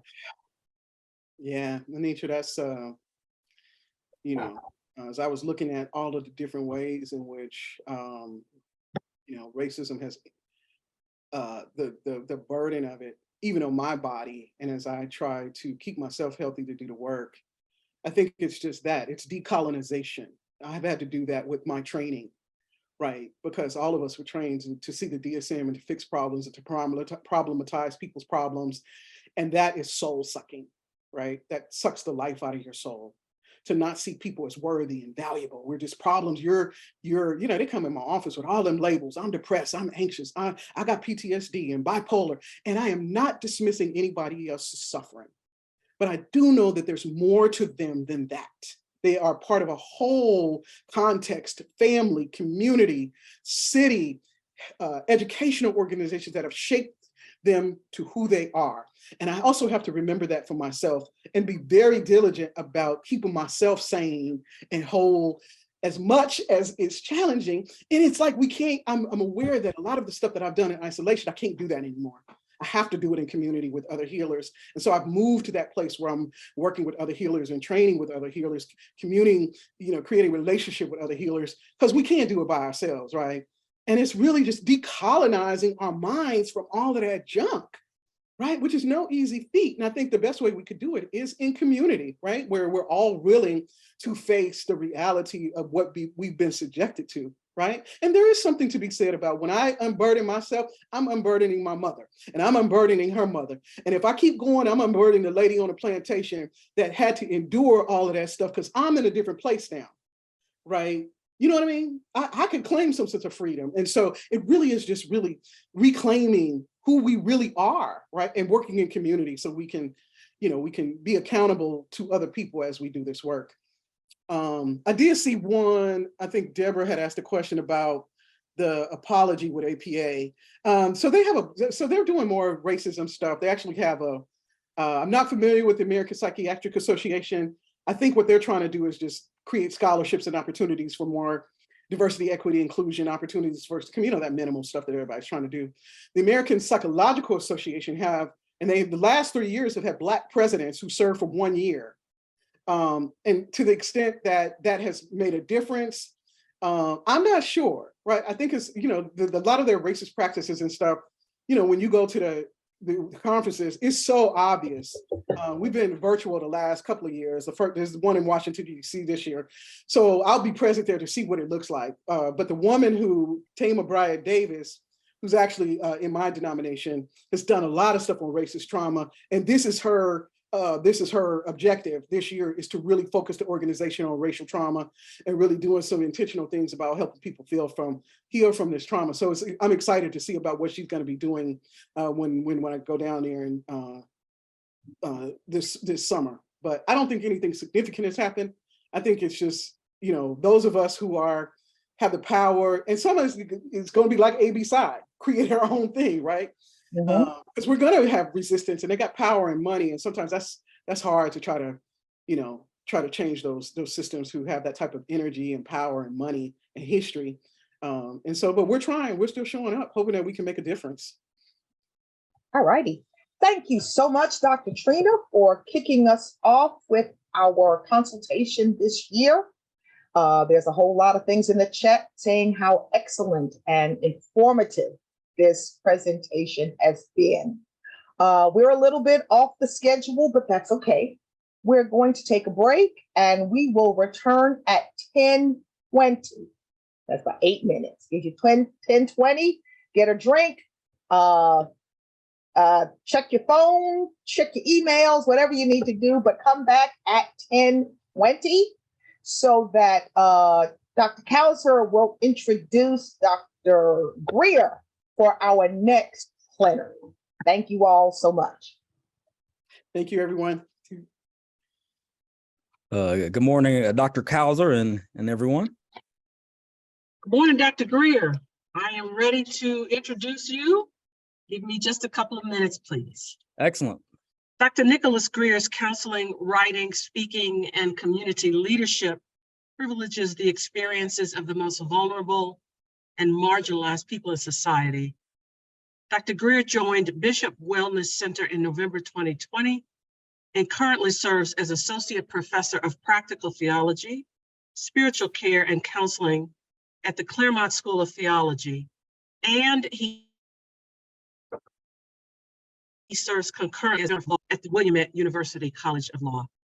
Privileging the experiences of people on the margins of society, Dr. Grier enjoys nurturing cultures of self-awareness, resistance, healing, and liberation to make possible flourishing for everyone in the human village. Dr. Grier believes that everyone deserves fair opportunities to flourish. In his words, the journey to flourishing takes intentionality. On the journey to flourishing, one must be equipped with resources to survive, heal, and become liberated from past traumas and other life-limiting circumstances. He believes that it is important to equip clients with resources to live self-aware and resilient lives in the context of life-giving communities. Dr. Grier practices therapy from an eclectic approach that takes seriously the process of cultivating liberation and healing from oppressive ideologies, cultures, institutions, relationships, and other life-limiting circumstances. He believes that it is important to draw from the strengths of clients. In this sense, he practices therapy from a strengths-based approach. Ultimately, by focusing on individual and communal well-being, Dr. Grier believes that clients can be equipped with resources to survive and flourish. Dr. Grier is author of the book, Care for the Mental and Spiritual Health of Black Men, Hope to Keep Going, and founder and CEO of the Coloring Mental Health Collective. In his downtime, he enjoys sports, listening to jazz and neo-soul music, playing piano, dancing, spending time in nature, and connecting with friends and family. Nicholas Grier earned a Bachelor of Music degree from the Schwab School of Music at Columbus State University, the Master of Divinity and Doctor of Philosophy degrees from Garrett Evangelical Theological Seminary on the campus of Northwestern University, and a certificate in psychotherapy from the Center for Religion Psychotherapy in Chicago. Dr. Grier, we are delighted to have you with the 2023 Black Church Studies Consultation. The floor is yours, sir. Thank you. Thank you so much, Dr. Cowser. It's always a pleasure to be a part of the organizing work that you do. As you've often stated, you don't like just conferences that are one-off, but organizing is essential to the work. So I thank you for the ways in which you lead us as various communities in these ways. I'll take a moment now to share my screen so you can see how I'm thinking about our time together.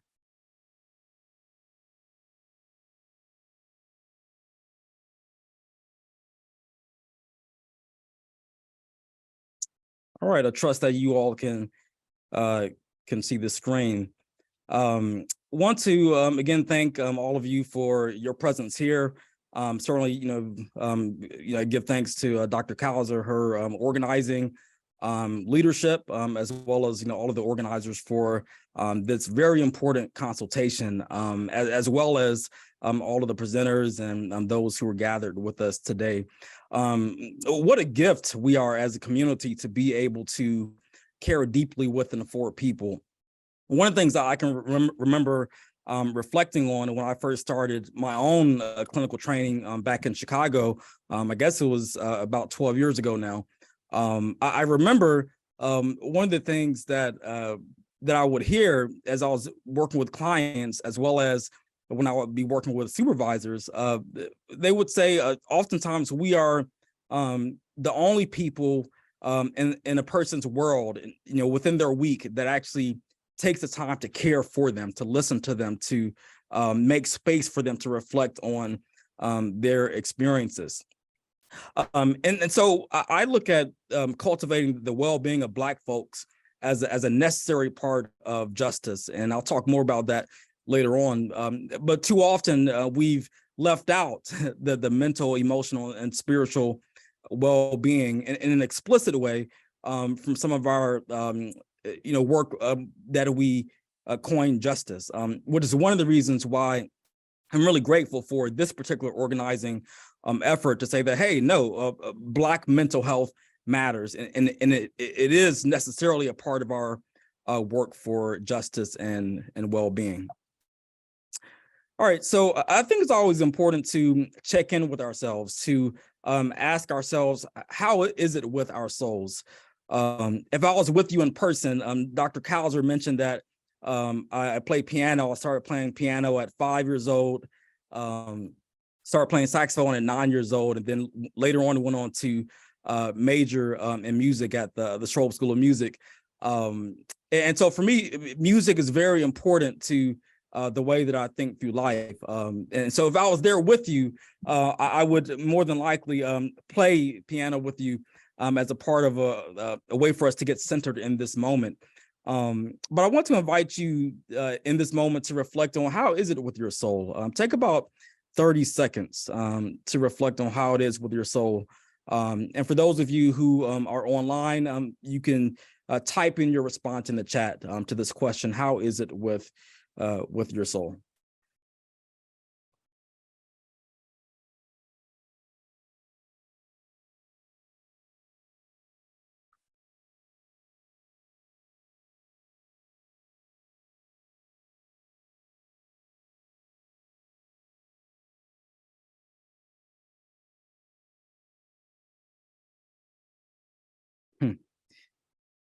Killing Great that says it is well in the midst of challenges. In fact, playing the song "It Is Well" is often one of my favorite things to do on the piano. Weary but pressing on, absolutely.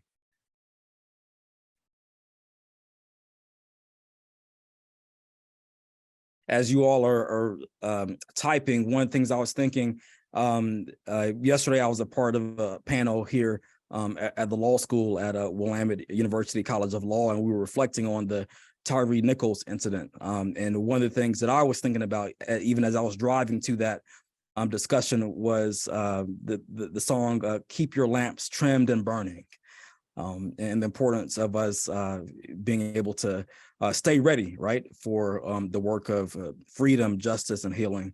And realizing that we have ancestors who have modeled before us ways to keep going in the midst of difficult circumstances. I love it. Kellen Gray says, grateful for another soul who loves piano and jazz. Absolutely. Well, thank you all for taking a moment to reflect on how it is with your soul. I find that that's a necessary part of this journey of justice and organizing and liberation, is that we must continuously make time to reflect on how we are. One of the things I often share with folks is that we ought to be able to at any moment take a pulse and ask ourselves, how are we doing, right? Because oftentimes the world does not make that space. And so I think when we are able to be grounded in that sense, we're able to be positioned for the work of justice in ways that we otherwise would not be able to do. One of the things that some folks might often say is that, don't give into your feelings, ignore your feelings, be strong or whatnot. But when I hear people say that, part of what I say is, wait a minute, you're not realizing that the opposite is actually true, right? When I'm actually aware of how I feel, I've actually got power and control. But if I'm not aware of the fact that, maybe I'm sad, or maybe I'm pissed, or maybe I'm angry, then those emotions can then take control of us, which we see often within our communities. This is why I think it's so important for us to have tools and strategies as Black folks to be able to reflect on, how are we? One of the things that Dr. Lee Butler often names is how anger can actually be used creatively, right? So anger within itself is not a bad thing because there's a reason why we're angry. But when we can use that anger as creatively as fuel for our well-being, as fuel for justice, as fuel for healing and liberation, oh my goodness, we've got a powerful force that's working for us. Thank you, Donna Phillips. You say holding on to light in the midst of darkness. Excellent. So I want to share with you how I'm approaching this conversation. Oftentimes people might have conversations about topics and act as if it's the one objective truth, right? That we don't come from a particular perspective and circumstance. I think it's always important for us to locate ourselves, to name how we're coming into conversations. So I myself am an African-American cisgender male. I grew up in Atlanta. My mother was someone who, birthed me, and but before I was born, unfortunately, there was some physical abuse, from my biological father. I was what was called a nervous baby. So apparently I would shake in my mother's womb. She would play music to calm me down. For her, it was fascinating to see that how every time I might jump around in her womb, like she would play music and it would calm me down. But not only that, also after I was born, shortly after I was born, she said I would shake or whatnot, as a nervous baby. And so, but the same thing happened when she would play music, immediately I would calm down. I didn't learn this about myself until I want to say my mid to late 20s. And so then it made sense to me why music was such a natural language to me, because literally before I was born, my mother was nurturing me, right? To have music as a calming presence, as a loving presence. I've got a large family, extended family in Atlanta.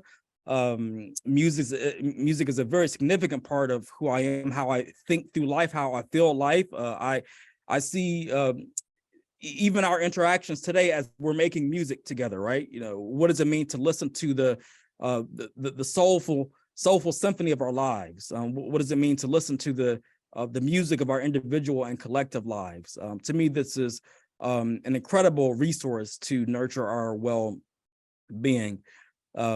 We think of oftentimes about embedded theology versus a deliberative or intentional theology. In other words, what was the theology that was given to us as a child? And then we subsequently can have these deliberative or intentional theologies that name, okay, now that I've lived a little bit, this is what I believe, right?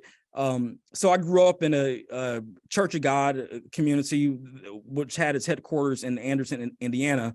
So you've got one Church of God community in Indiana, headquarters there, and one headquarters in Tennessee. The Church of God I was a part of in Atlanta was a part of the Church of God with the headquarters out of Anderson, Indiana. We grew, even though we were a Black church, we at one time we had a white Jesus mural in the back, right? You know, so whenever you would see the preacher preach, whenever you would see the choir sing, you would see this big picture of a white Jesus.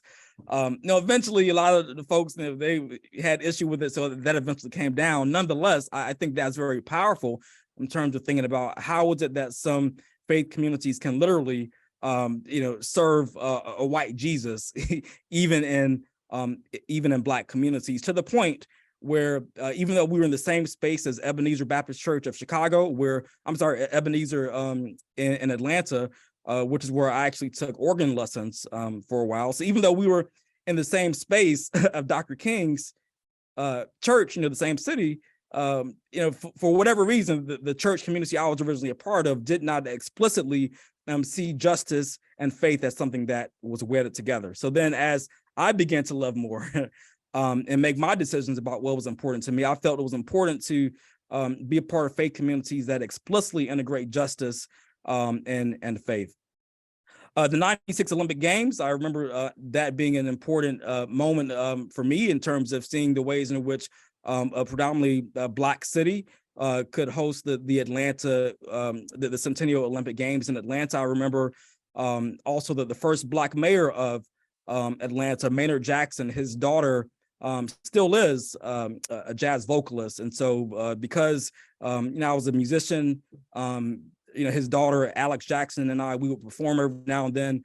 And I remember going over to, Maynard Jackson's house and, practicing piano. And so I bring it up because there was a way in which that formative experience for me where I was able to see, oh, wow, like Black folks can be in certain position of power. That for me was normal.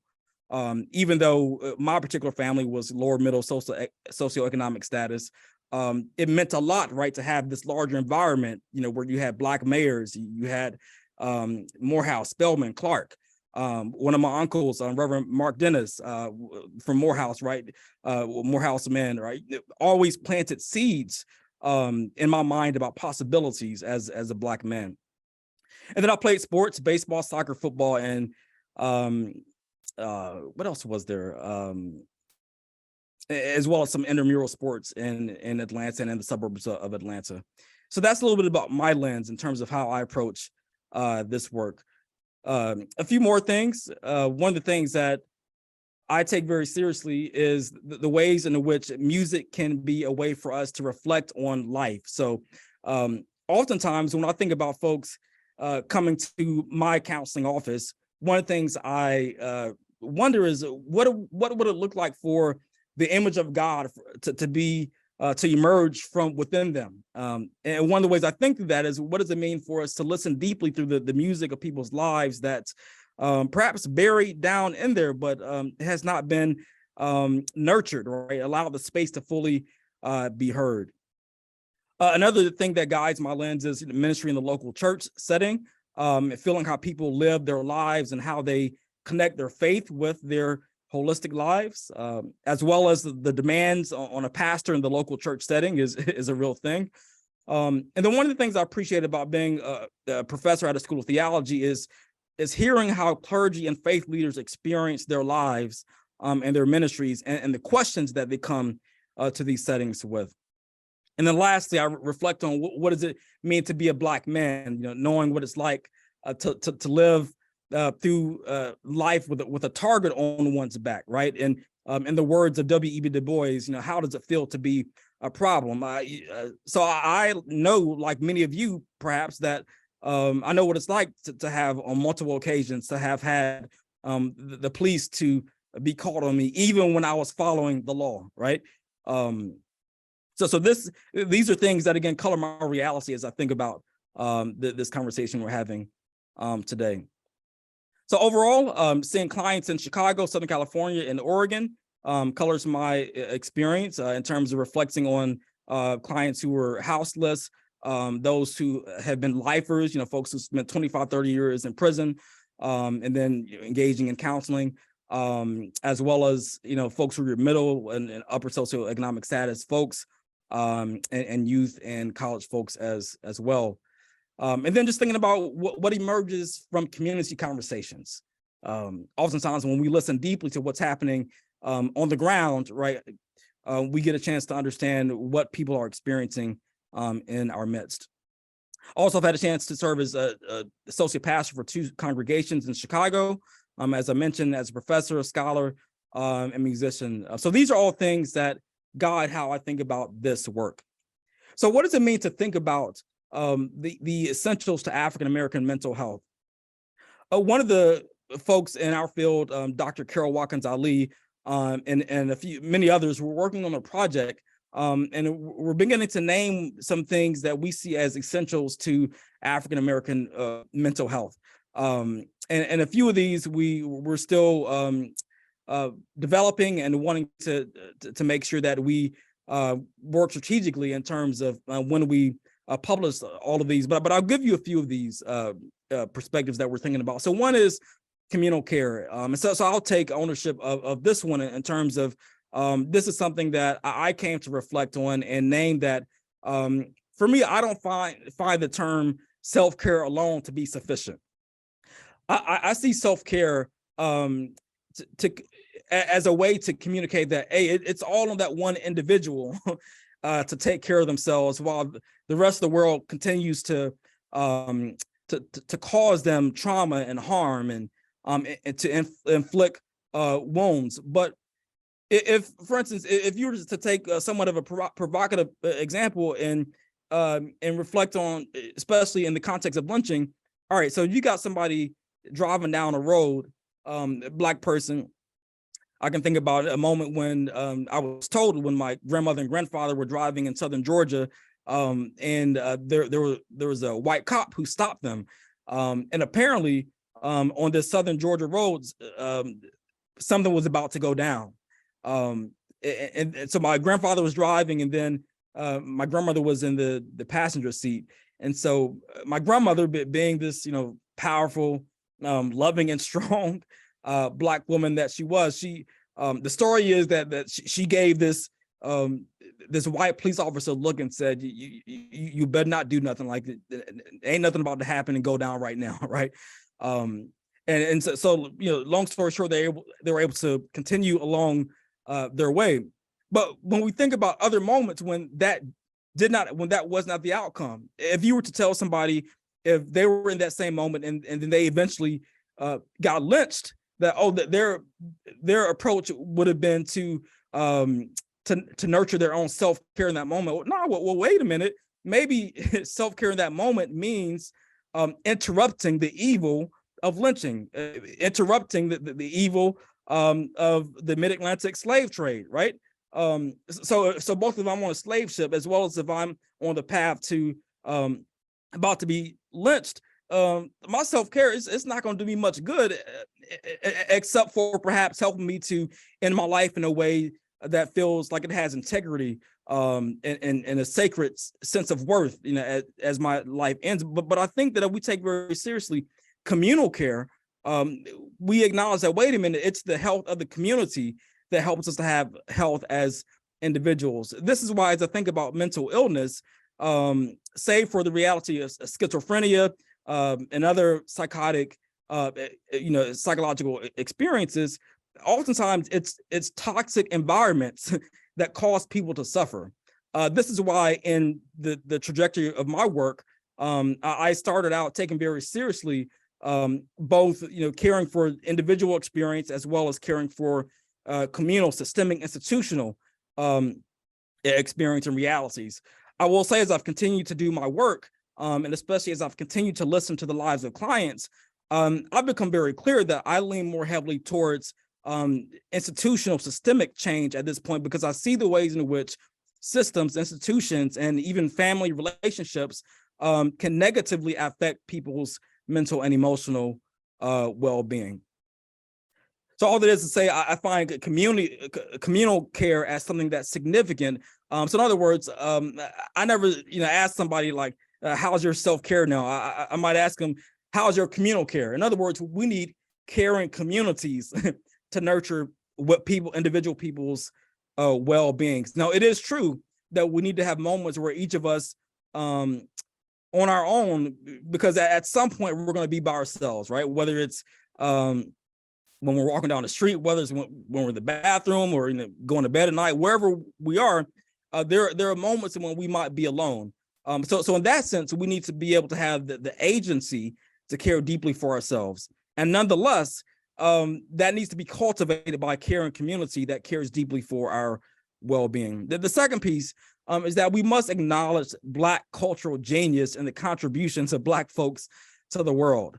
This is one of the things that I wrote about my book on the care of Black men, pulling also from the work of Tommy Shelby, naming that part of the work of justice is acknowledging the contributions that Black folks have made, instead of naming that other folks have come along later on, and they're the ones who get the credit for our genius. But to actually acknowledge that, wait a minute, we have been here. And so one of the things I often think through, even in the work that I do now, is how can I live my life in such a way that acknowledges the generations of Africans and African Americans who have lived throughout the generations. What does it look like to look into their eyes, to imagine ourselves looking into the eyes of the ancestors right now, and considering what does it then mean to live our lives with a sense of integrity, by acknowledging the contributions and the genius and the experiences of our ancestors. Thirdly, I find it incredibly important to engage an intergenerational approach to care. This is so significant, right? Because it ties together the diverse experiences of various generations. And so one of the things I can reflect back on when I was serving as an associate pastor at Third Baptist Church of Chicago was how beautiful it was when we had moments, a dialogue with, we had like grandparents, we had the kids of the grandparents, and then we had the grandkids, and it was fascinating having dialogue and even breaking them up into groups and hearing what would come from those conversations. It was as if some of them were learning one another for the first time, right? Learning our stories, learning how all of us have experienced life and made it over. I see it looks like Dr. McIntosh has her hand up. I'm not sure if you had a comment or question. Well, if not, we'll definitely make sure. I'm sorry, go ahead. Neither. I don't have anything up. I don't know what you're seeing. Oh, not a problem. Yeah, it looks like somehow that the hand got raised, but looks like it's down now. Thank you. And the last thing I'll say around the essentials to African-American mental health is community organizing, right? We've got to organize together in order to have our voices heard, understood. I think one of the downfalls of this Western Eurocentric individualistic approach to living is that we're too often siloed. But what does it look like when we actually come together, as many of you who are doing work in community organizing, what does it look like when we come together, right, to organize ourselves for the purpose of well-being? I mean, imagine what it would look like if we continued the legacy of many of our ancestors, and then expanded that even more, right, to focus on our collective and individual well-being. All right, now I want to reflect a little bit now about valuing our stories. Currently, this semester, I'm on a research leave, but I still have found a way to stay busy. And one of the things I'm doing to stay busy is I'm teaching one course at the Willamette University College of Law, critical race theory and the law. And one of the things that we're reflecting on is the power of legal storytelling, and the power of storytelling in general from the perspective of critical race theories, to name that our stories become a way to subvert ideologies of domination, and ideologies that silence the voices of those who are too often systemically and culturally marginalized and oppressed. This is why I think it's so important to reflect on what is the story of your life, right? I mean, if you were to reflect on the story of your life, what is that story? And then further than that, what is the story of our collective lives together? I think it's important to be in touch with both of those. So let's just take a few moments. I'll give us about 60 seconds to reflect on this. You can respond to either of these questions, either to the question, what is the story of your life, or what is the story of our collective lives? Go ahead and take about 60 seconds to reflect and respond in the chat.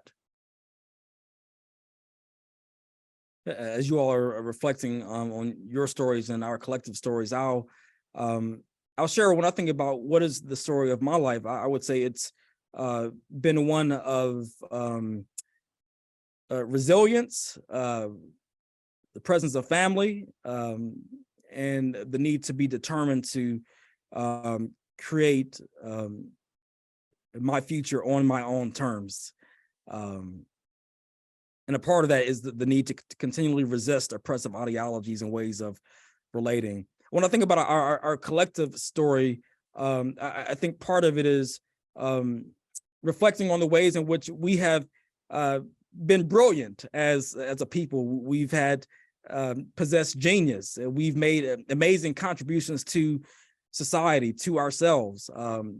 And at the same time, there's this chapter in the story of genocide, especially for Africans and Africans living in the context of the United States of America. So then we are forced then to reflect on how then do we hold both our genius and the threat of genocide as a way and to be able to still carve out paths forward for our well-being.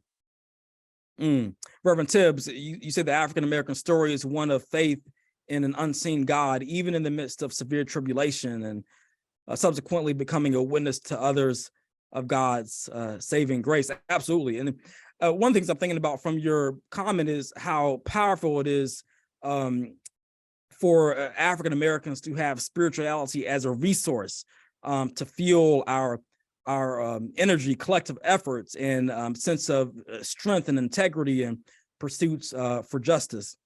Because I'm thinking in a Tilikian sense, when the world says no, God says yes, right? And so we've been able to continue our pursuit for healing and justice, from the perspective that God always affirms us as people created in the image of God.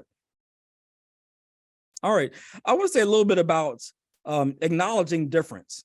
I find this to be incredibly important. In fact, I first began to think more about this after reading Victor Anderson's book, Beyond Ontological Blackness, right?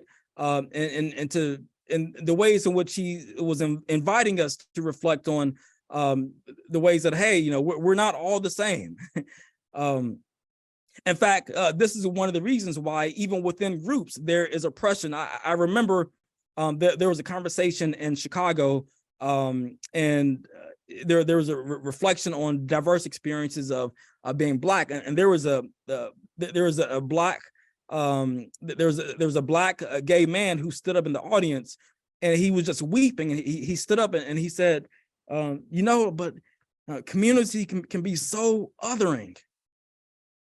And when I think about the ways in which various groups are not fully heard, you can see the ways in which individuals have been harmed within the context of community when we don't acknowledge difference. I think about the ways in which Shirley Chisholm ran for president, the first Black person to run for president, of a major party, and the ways in which many Black folks there were some Black men who supported her, right? But there were some Black men who were basically telling her to wait, not yet.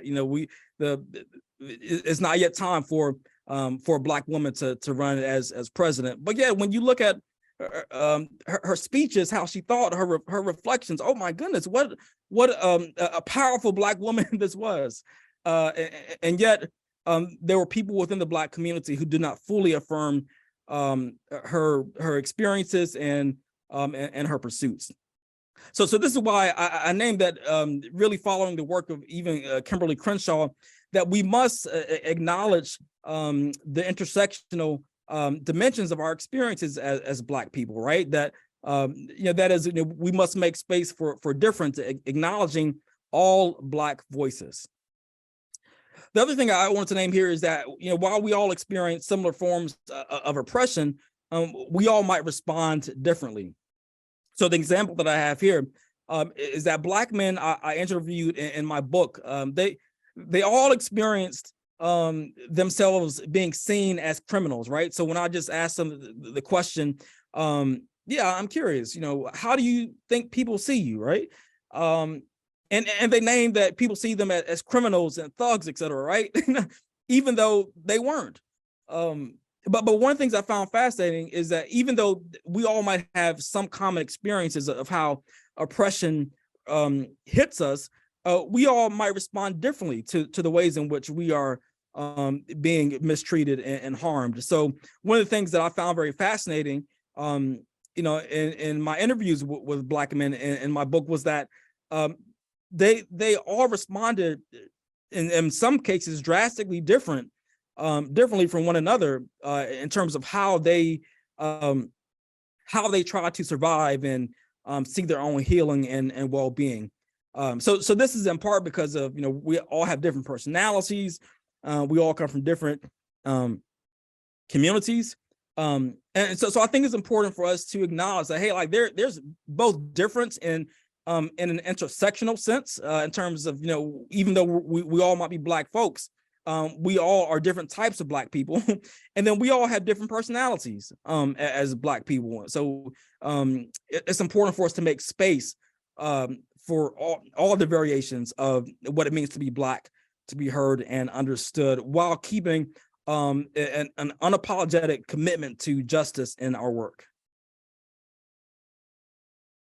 The other thing I wanted to reflect on is the importance of well-being throughout the marathon of life. So this is something that we can embody. And in fact, I'm remembering one of the colleagues in our field, Dr. Gregory Ellison. He was giving a presentation at a conference, and I remember he had this this sweater that had a big B on it, right? Just the letter B. And a part of what he was trying to communicate, even in his attire, is that there's a way that we can just be, right? To fully embody ourselves in a particular way that's freeing and healing and liberating. So when I think about this notion of Ubuntu, I've always appreciated this reflection. I am because we are. We're, how our various family member, necessarily affects us in terms of our well-being. And yet there was one Proctor conference when I was reflecting on this notion of Ubuntu as it was being talked about over and over again. And so I said, yeah, that's real. Like, I am because we are. But then I asked myself the question, I said, but how are we? And that question I have felt has sometimes not been adequately addressed. And so when we turn our attention to how we are, that helps us to cultivate our own emotional, psychological, and spiritual well-being. Now, I want to talk about the ways in which I think about this work in terms of what's my premise, right? So I start from the soil of nurturing justice and healing in the world. And end goal is to help equip communities with the resources and tools that they need to flourish. Part of that to me is acknowledging that communities, especially grassroots communities, internally, if attention is turned to themselves, they know what they need, right? One of the things that Carol Watkins Ali has often said, when we've had conversations, is if the trauma is in the DNA, then the healing is in the DNA.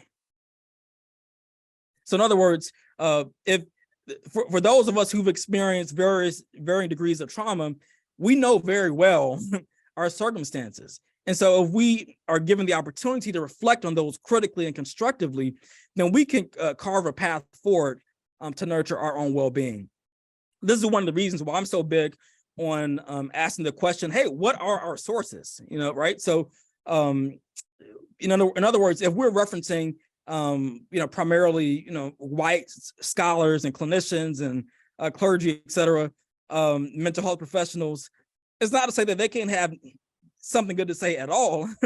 But I do ask the question, why are we not referencing our own Black scholars, clinicians, clergy? Because again, if the trauma is in the DNA, if the genius is in the DNA, then the healing and the possibility to live our lives built from the grounds of our previous genius, like all that's within our DNA. And so you see here, right, that part of what guides this reflection is that this is a part of justice. To let justice roll down like waters and righteousness like an ever-flowing stream. So I'm advocating for the fact that, hey, we must take seriously, as we are, the fact that our mental, emotional, spiritual well-being is a critical part of justice work. All right, well, what might be some of the obstacles to well-being? One of the things I like to reflect on a lot is Charles Mills. So he writes this book, wrote this book called The Racial Contract. This was a book that came out in 1997. He has 10 different theses to explain, why or the elements of the racial contract and how it is that white supremacy is the system that has often shaped the Western world. So a premise of the book is that society abides by a racial contract globally in which white people benefit from the domination and exploitation of non-white people. He then notes that white supremacy is the unnamed political system that has made the modern world what it is today, and that whites take their racial privilege so much for granted that they do not even see it as political, as a form of domination. So I'm raising this as not something that needs to be the only thing we think about, right? One of the frustrations I have when people talk about white supremacy or anti-racism, which is another thing, because I'm not the first person to make this argument, but HBCUs have been anti-racist and they're very, very beginning for generations. And nonetheless, when people talk about, spend so much time talking about white supremacy and anti-racism efforts, all those efforts are critically important. And in fact, I have found myself being involved in those efforts. But if that becomes if that dominates our conversation, and if we don't start from the experiences, the genius, the contributions of Black people on our own terms, then that to me is actually a form of oppression as well. Nonetheless, since we are living oftentimes in these toxic environments, it's critically important for us to be aware of the dangers that we face. This is a lot of the argument that Derek Bell makes, right? By naming the ways in which racism continues to reinvent itself, in the form of racial sacrifice covenants, racial fortuity, right? So essentially, Derek Bell is naming that only when the self-interest of whites align with the experiences of Blacks, like that's when they act for our cause. So we could have a much longer conversation about that and just how he reflected on Brown versus Board of Education and whether or not it was actually helpful for Black people to be on board with integrating schools, right? Because Black people actually had amazing Black administrators and teachers who cared about their Black students. But then when integration occurred, you had a lot of Black students who went into schools to then find themselves faced with racism from white administrators, from white teachers. This is not the case for everyone, but that was definitely something that many Blacks experienced. So part of what Derek Bell argues is that there's a difference between principles and tactics. And I think it's important for us to be aware of that even in our own pursuits. So essentially part of what Derek Bell argues is that it's a right principle to say that every Black child deserves a good education. But perhaps it wasn't the best tactic to say that a way to achieve that is to integrate schools and to put Black kids in these harmful environments. Perhaps a better tactic would have been to fund the Black teachers, to fund the Black administrators who know their children very well, who care very deeply for Black children. Perhaps a better tactic would have been to give Black folks the resources to do the job. All right. I want to say a little bit about a case for our own healing. You know, this is a phrase that many of us are aware of, and that is that hurting people hurt other people. And if we don't heal our own wounds, we will bleed on others. This is one of the reasons why I find that paying attention to our own healing is so important, so that we're not perpetuating, we're not perpetuating that harm. All right. In the interest of time, I'm going to skip ahead to a few other slides, but I'll make sure you all have this so that you can reflect on them. But I want to skip ahead to what I've presented in my book. So this is, and I've got a slide for this, but my book, Care for the Mental, I'm not sure if you can see it, but Care for the Mental and Spiritual Health of Black Men. But within this book, I develop a framework to think about what is both communal healing and both a communal approach to care as well as an individual approach to care look like. Because one of the things I find incredibly important is to name that we must have spaces where communities can learn how to care together well. That communities must nurture these different dimensions of survival, resistance, healing, liberation, flourishing within individuals. But again, because of the comment made from the one Black gay male who was at the conference I was referring to earlier, saying that communities can be othering, we also need to have an individual approach to care so that we can help individuals nurture their own well-being. So in this sense, it's critically important to focus on, hey, we've got to first help people to survive, right? I mean, as clear from the recent experience of Tyree Nichols, right? We first got to be able to survive, to be able to keep going. But then we've got to be able to resist. And you see here that I named resistance multiple spaces along the path. And this diagram is not to say that all these have to happen in this order, but it is one way to think about the fact that, hey, because we continue to receive the bullets of oppression, both metaphorical and literal, but because we continue to experience the bullets of oppression, we've got to be able to resist and to quickly heal to get ready for the next bullet of oppression. That, to me, is something that's very unique to Black life. We have to be able to embody this ability to heal quickly so that we can get ready for the inevitable next oppressive bullet that comes our way. And then here I named it's important to reflect on, hey, how do we nurture our own well-being individually? We've got to be able to have this ability to self-reflect. In other words, this is the question of when I'm experiencing some form of harm, I've got to be able to reflect, okay, like, what was that about? Let me take a step back. Instead of just being deconstructively reactive, I got to be able to take a step back and be like, okay, like that's that form of oppression working, or that's that person just didn't know any better. Right. So this is part of the self-awareness. I've got to be self-aware of what's happening. And then I've got to have this ability to self-regulate, or some people call this emotional regulation. So again, I don't see anger as a bad thing, but we've got to be able to regulate our anger in such a way that it functions in a way that's actually healthy for us, that fuels justice, that fuels our well-being.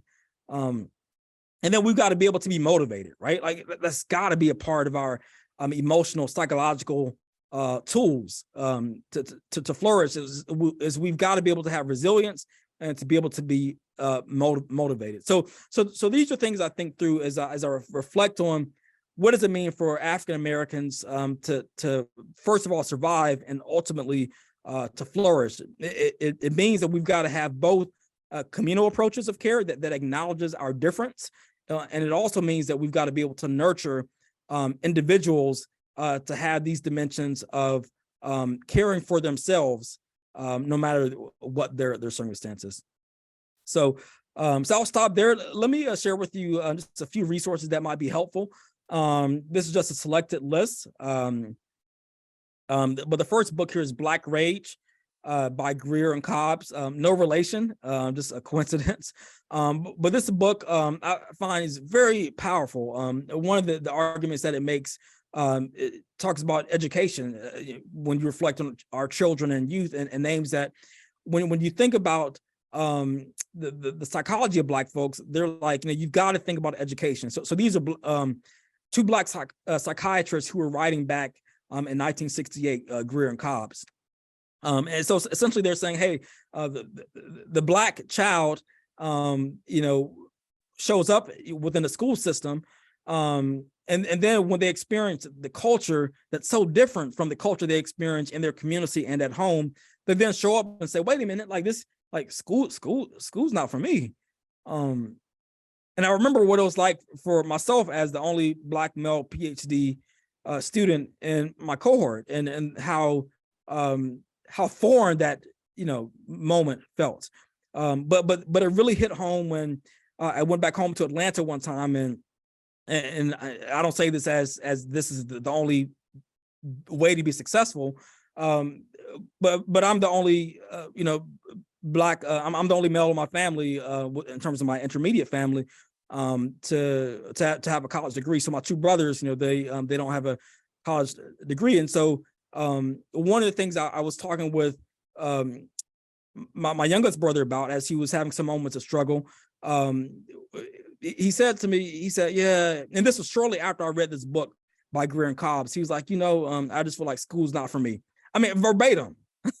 And so it broke my heart, right, to see that, like, not only is it something that I see on a systemic level, but even within my family, my brother had some experiences to make him feel like that school wasn't for him. No, clearly there are multiple pathways to live a good life and to be successful, whether it's trade school, whether it's being an entrepreneur without any type of additional education. So that's not the point. But the point is when there's a space that has resources, but then because it's oppressive, it makes Black children and youth feel like that space is not for them. That's problematic. So you see there are additional resources here. And so I think that these are excellent resources as we think about the care of African Americans. Thank you all so much for your time, and I'm not sure we have any time for any reflections or comments. I believe we're going to reserve questions for you till tomorrow. Okay.